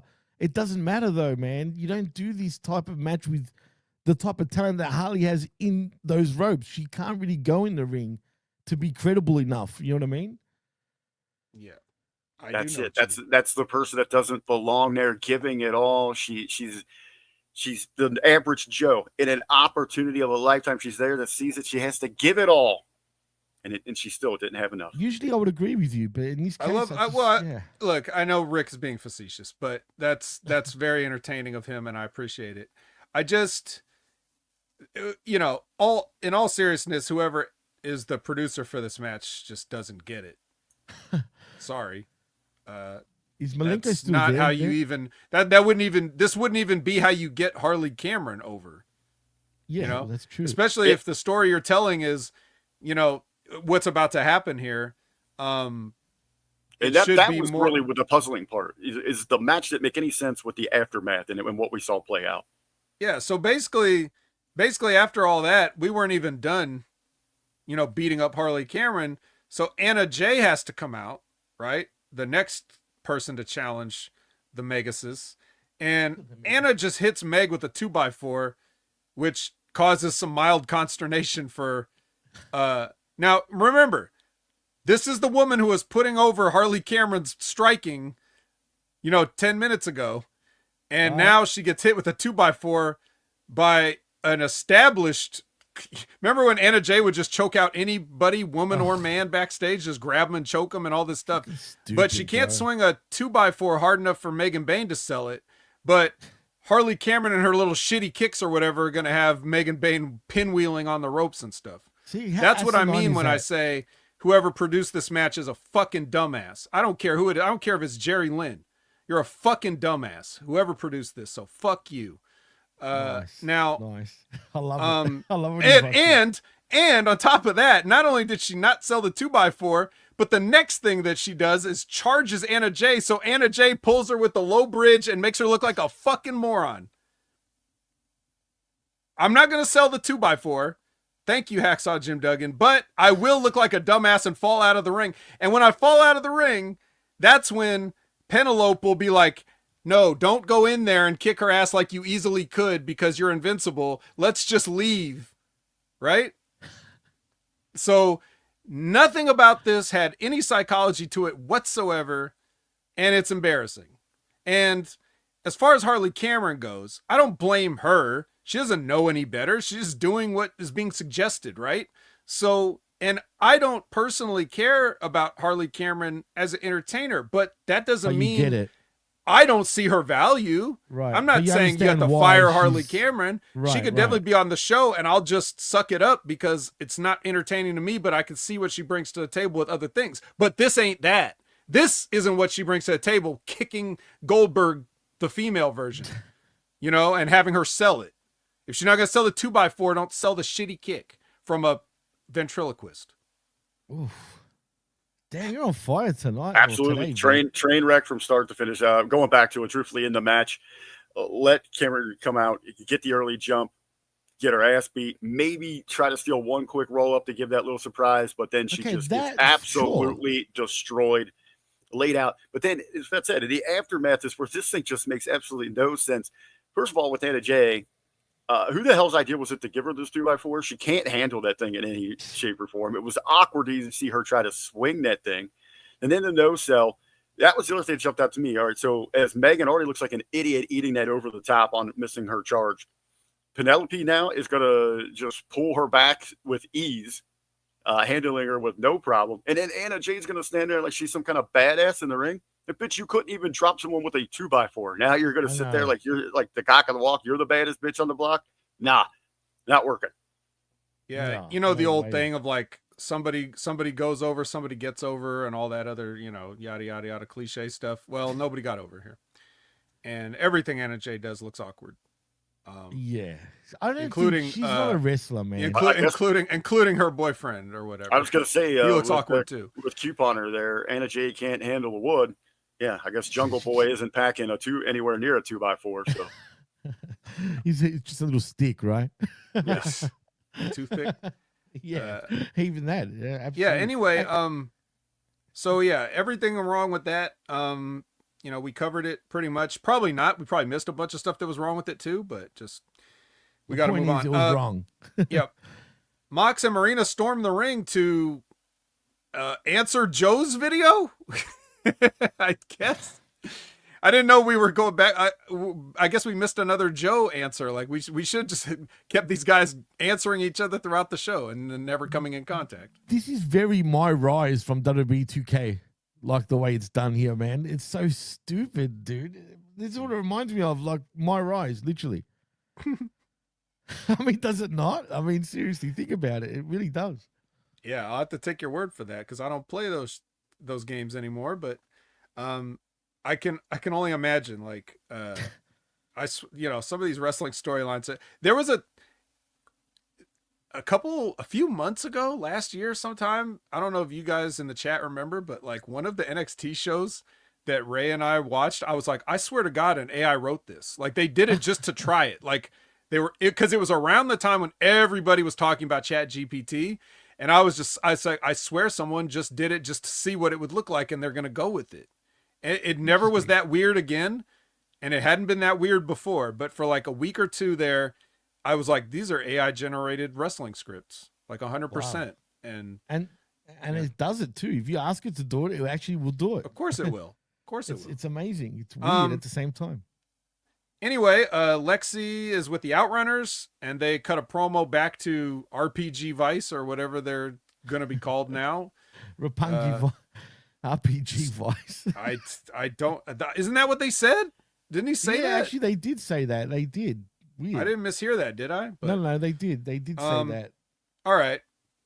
Josh Alexander and Brody King go Broadway. At least Broadway's only 15 and not 60, but thank God. They do this. And again, now you want to talk about producing agenting logic. Again, 15 minutes one-on-one. I can't beat you. Soon as the match is over, I'm going to go beat up Lance Archer and you and a security guard. So I couldn't kick your ass by yourself, but I could kick your ass +2 now. Right? And then they kick his ass. They kick Josh Alexander and Lance Archer wake up and are like, hey, wait a minute. And then they kick the shit out of Brody King like they should have. But just for that moment there, the psychology again is like, I don't know who's coming up with this, but they got a lot to learn. It's backwards, man. I mean, what is there to say other than what you just said? You're spot on. I don't know, man. AEW, especially Collision, though, is all over the place. It's a mess, usually. You know what I mean? Like, very messy. It's not straightforward as it should be. Do you know what I mean? And I don't understand that because it's Collision. It should be a lot more straightforward, but it just isn't. And we continue to get this weird shit. True. Any thoughts?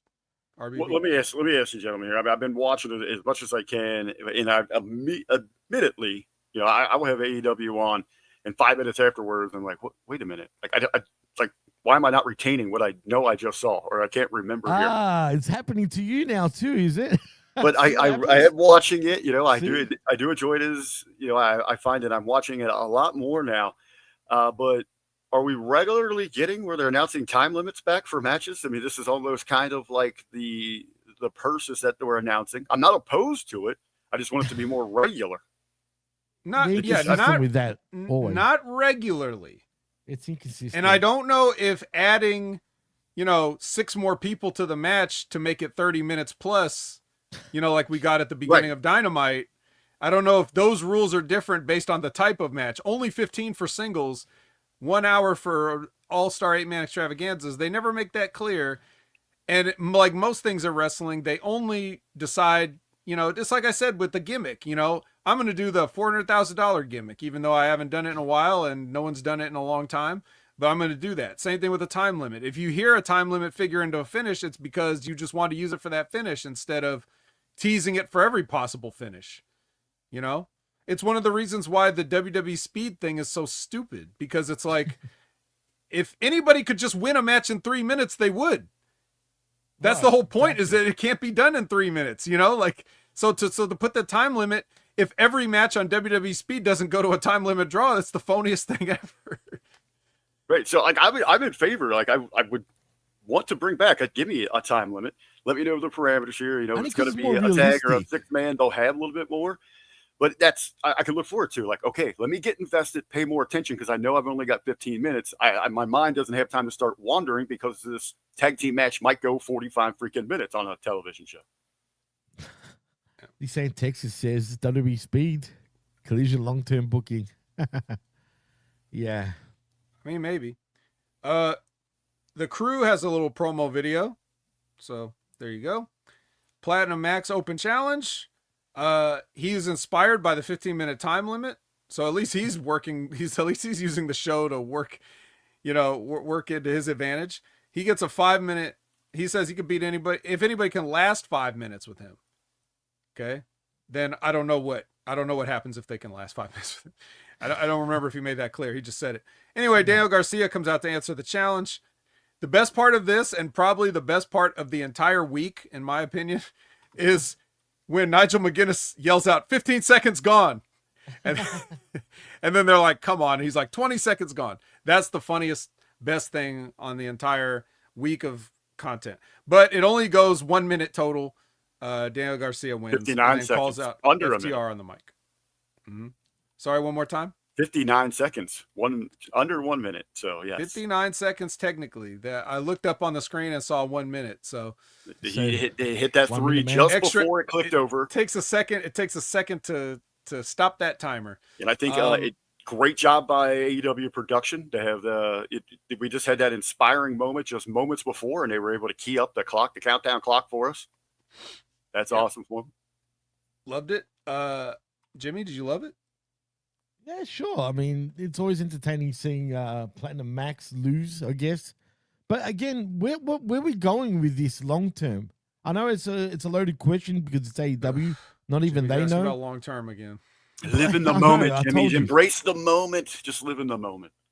I know, yeah, but it's been going on for a little too long now at this point, and I don't see any sort of story to it, really.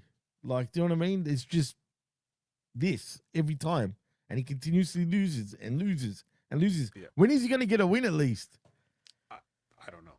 I guess we'll just have to keep tuning in to see when that win will finally. Yeah, he's segue Max. That's what he's doing right now. But eventually, Jimmy, when he gets that big win, you're going to be on the airwaves here on the Wreckage, popping champagne and celebrating because you finally got your long-term payoff. That's I wonder right. what that's going to be. I'm excited now, Rick. that Best Wrestle Alive certificate better be framed and protected because it's going to get champagne all over it and ruin it if he's not careful.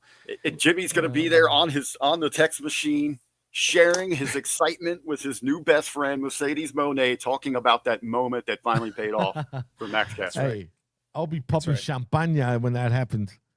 Well, speaking of the payoff, Lexi Nair's backstage with his former tag team partner, Anthony Bowens, who that was supposed to be a big moment, even though nothing went any differently when Bowens showed back up to beat him.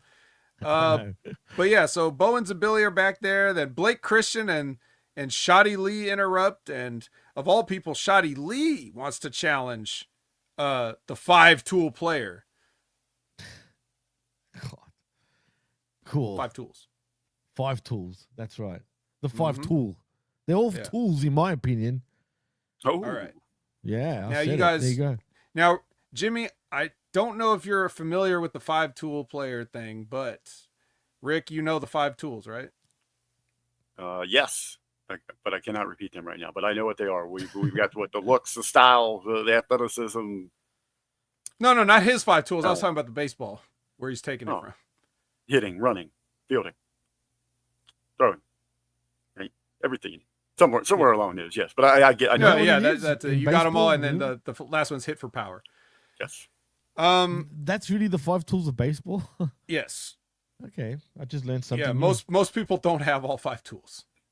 It's very Okay, rare when like a interesting. King Griffey Just Jr. very, comes along. very rich Asian men. Right. So yeah, anyway, we'll see about that. Gates of Agony are back, and they're cutting a promo in the box. Versus 2 dudes. Cruising the crowd for attitudes? some reason. The learning tree comes on the screen to say, "Hey, you think you guys are tough? Come out to the parking lot and get these hands." Where does that You could sound say that familiar? now. They didn't say it, but I could say it because Braun Strowman's released. So, Right. so yeah, okay. More on that in a minute. Oh wait, it's right now. The Gates make it to the parking lot and they fight until the cameraman gets bored and cuts back to the main event. Nothing was resolved. They were still fighting. As far as I know, they're still fighting right now as we're live. So Fucking hell.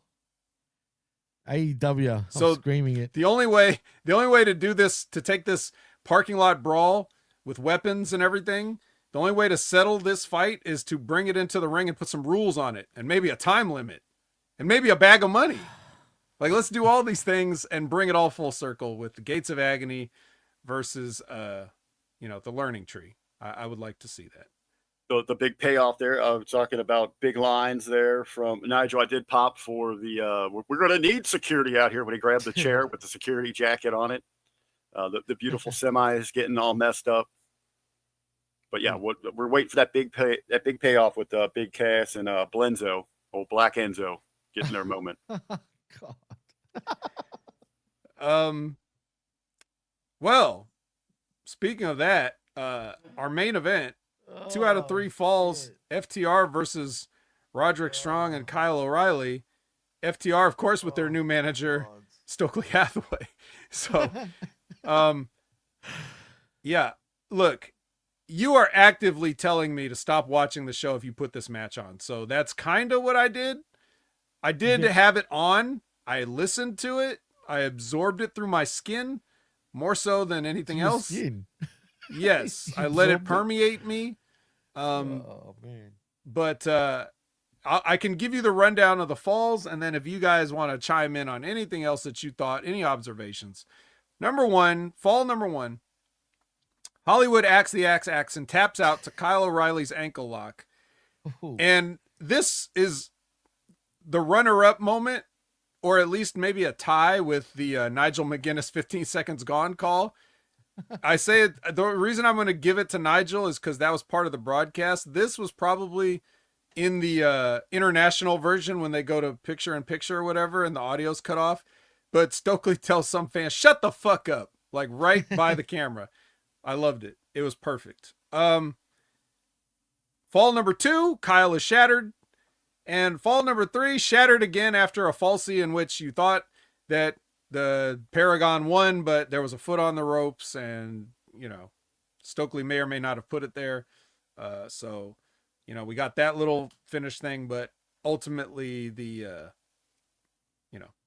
FTR wins. I really, if there was details to this, you'll have to forgive me, I wasn't paying attention. I just want to quickly say something. Speaking of not paying attention, we should. I don't know why, but we tend to not pay attention to FTR anymore. And I don't blame us, believe me. But we missed out 2 weeks ago that we should have pointed out something. And we didn't.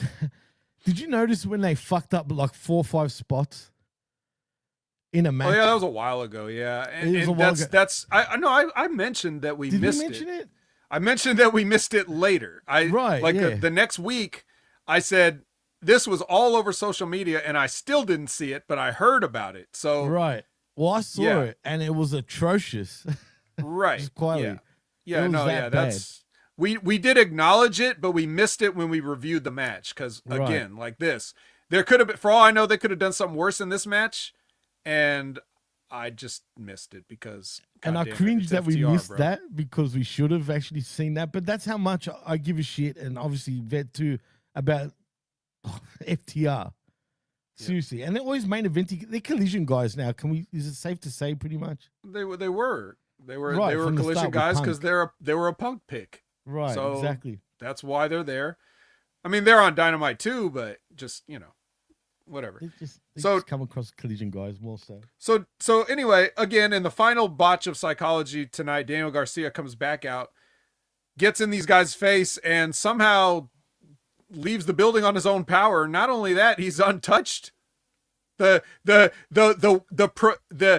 evil victorious heels and their manager like walk away with their heads down or whatever after Daniel Garcia gives them a good old fashioned tongue lashing, and they're like, oh, we're gonna leave if you're gonna be that way. Oh, This is so stupid, man. all right, RBV. I mean, He's know? off to you, bro.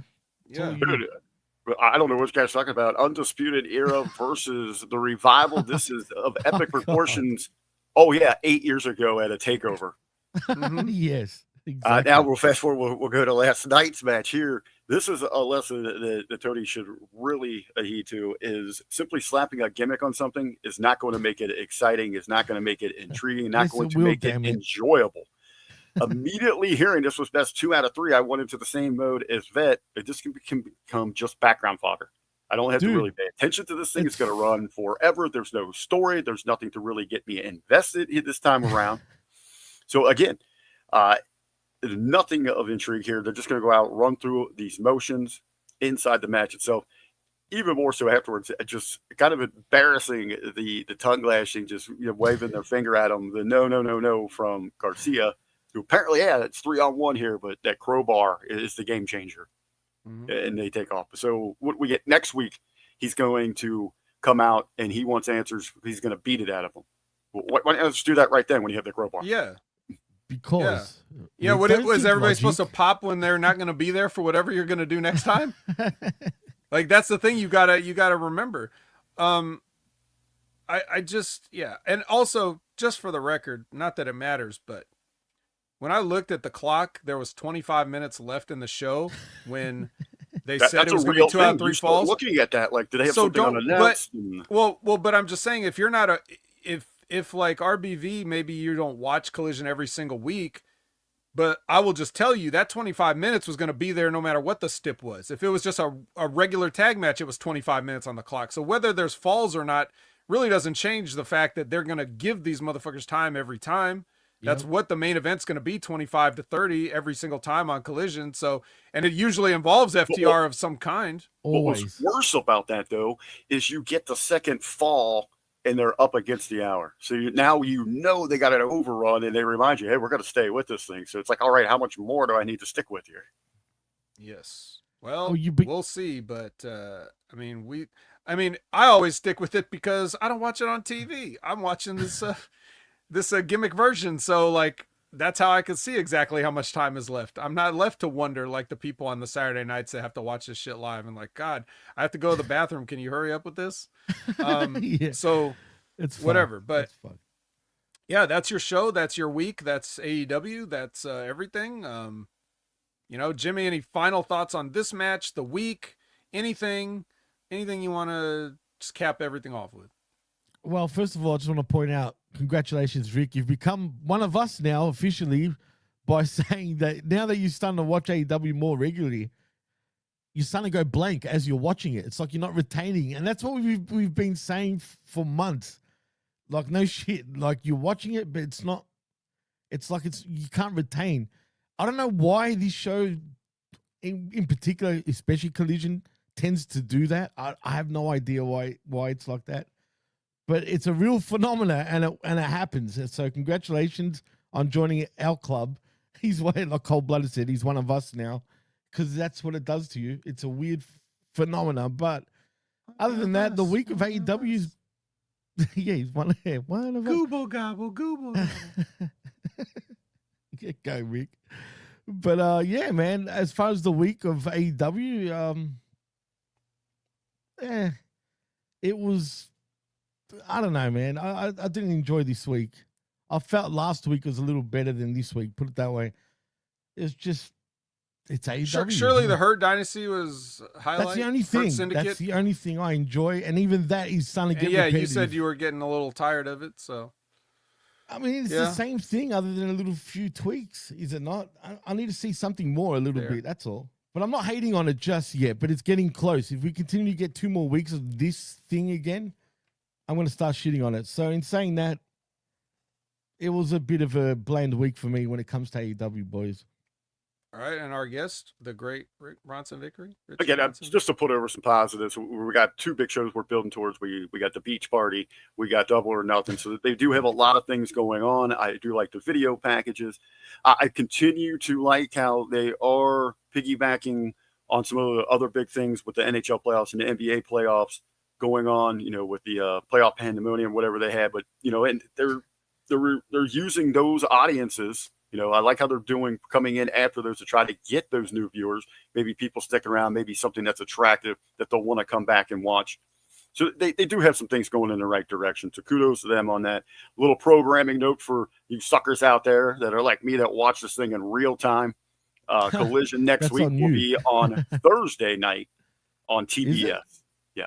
Thursday TBS, okay. Next Collision next week, Thursday on TBS. That's great because I like that because I don't have to cram it in. I don't have to cram 2 hours into my lunch hour. I love how especially when you say a few weeks ago when you said about you were laying down, you ended up you're at work though, and you started laying on the floor. Oh yeah, I listened to a match. I just had to lie down. I couldn't take it, so I pulled my hood from my sweatshirt over my eyes and just laid there and listened to a match. I could just picture it though. That's what makes it funny. I said, I'll let the announcers earn their money here. Yeah. Anyways, I think we've earned our money. Hopefully we've earned our money. You guys have thrown a lot of money today. I appreciate every single one of you. I appreciate anybody, whether they donate money or not.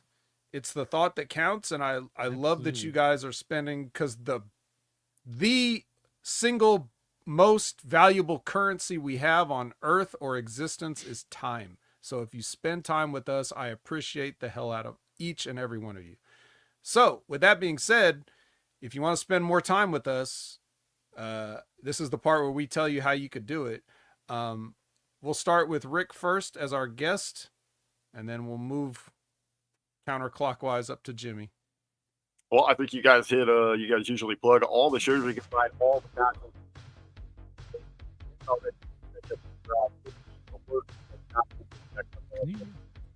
Rick, we can't hear you, man. You just faded out for some reason. Did it? There you go. Now we can hear you. Try again. Hey, do us a favor for the YouTube channel. Copy the link, go to your socials, and spread the word. Let everybody know that they should subscribe and get alerts from all of our awesome content. Mm-hmm. All right. You don't want to say the first part again at all? No, I wasn't saying anything important. I was talking shit about you. Okay. Well, that is important. But you could get that you get that from all of Jimmy's co-hosts on all of his shows, anyways, including me at Opinion Haver on all your favorite social media platforms. You already know everywhere you can find me. Whether it's Wednesday is the Next Level Wrestling Review, 8 a.m. Pacific, 11 a.m. Eastern. Big Ray Hernandez talk about NXT. Whether it's Monday night, 6:30 p.m. Pacific, 9:30 p.m. Eastern with Brandon, we talk about TNA.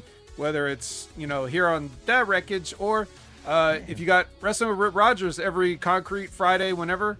If you've got time to listen to the great Stevie Richards, he's got a show every Friday as well. This week it was talking about fan conventions and the best and worst of those experiences with the fans and the wrestlers, and who's cool to talk to, who's not. All this kind of stuff and the usual roundup. And of course, Limpin' Ain't Easy with Timmy Baltimore, where we talk about the Gates of Agony here. I'm glad they're getting more TV time because his guest this week was Bishop Khan for 2+ hours with Timmy Baltimore. So please go check out Limpin' Ain't Easy with Timmy Baltimore. He's killing it. And I'm working on putting something together where Timmy comes and pays us a visit pretty soon. So stay tuned for that. And Jimmy, it's up to you now. Well, that was the quickest. I couldn't keep up with you that time, Ben. I was going to tell you, slow down, man, slow down. But in saying that, you can check me out with Big Ray Hernandez for I Like It Raw, Tuesday mornings, 10 a.m. Eastern. Don't miss it. And also, of course, myself and RBV for the Smack Attack, the Blue Brand review show, where we talk all things WWE SmackDown. And of course, this very show every Sunday mornings, 11 a.m. Eastern for the Wreckage with myself and the vet, the best in the world, that is. And you never know who could be joining us, just like RBV did today. And who knows who else is going to join us in the future. So, in saying that, that's a wrap, boys. So, I am Jimmy T. That is the best in the world, Jamie the Vet Williams. And he is R to the B to the V. And you've been listening and watching the Wreckage. Right here live on Having Media Group's YouTube channel and, of course, channelattitude.com after the fact. And remember, it's only $5, so go check that out. And I just want to thank to everybody that gave us a super sticker, and including everyone that was interacting in the chat. And, of course, everyone that was tuning in, because you guys are all great. We love you all. And the numbers are actually pretty high today, so we say thank you. So, in saying that, we're out. Peace.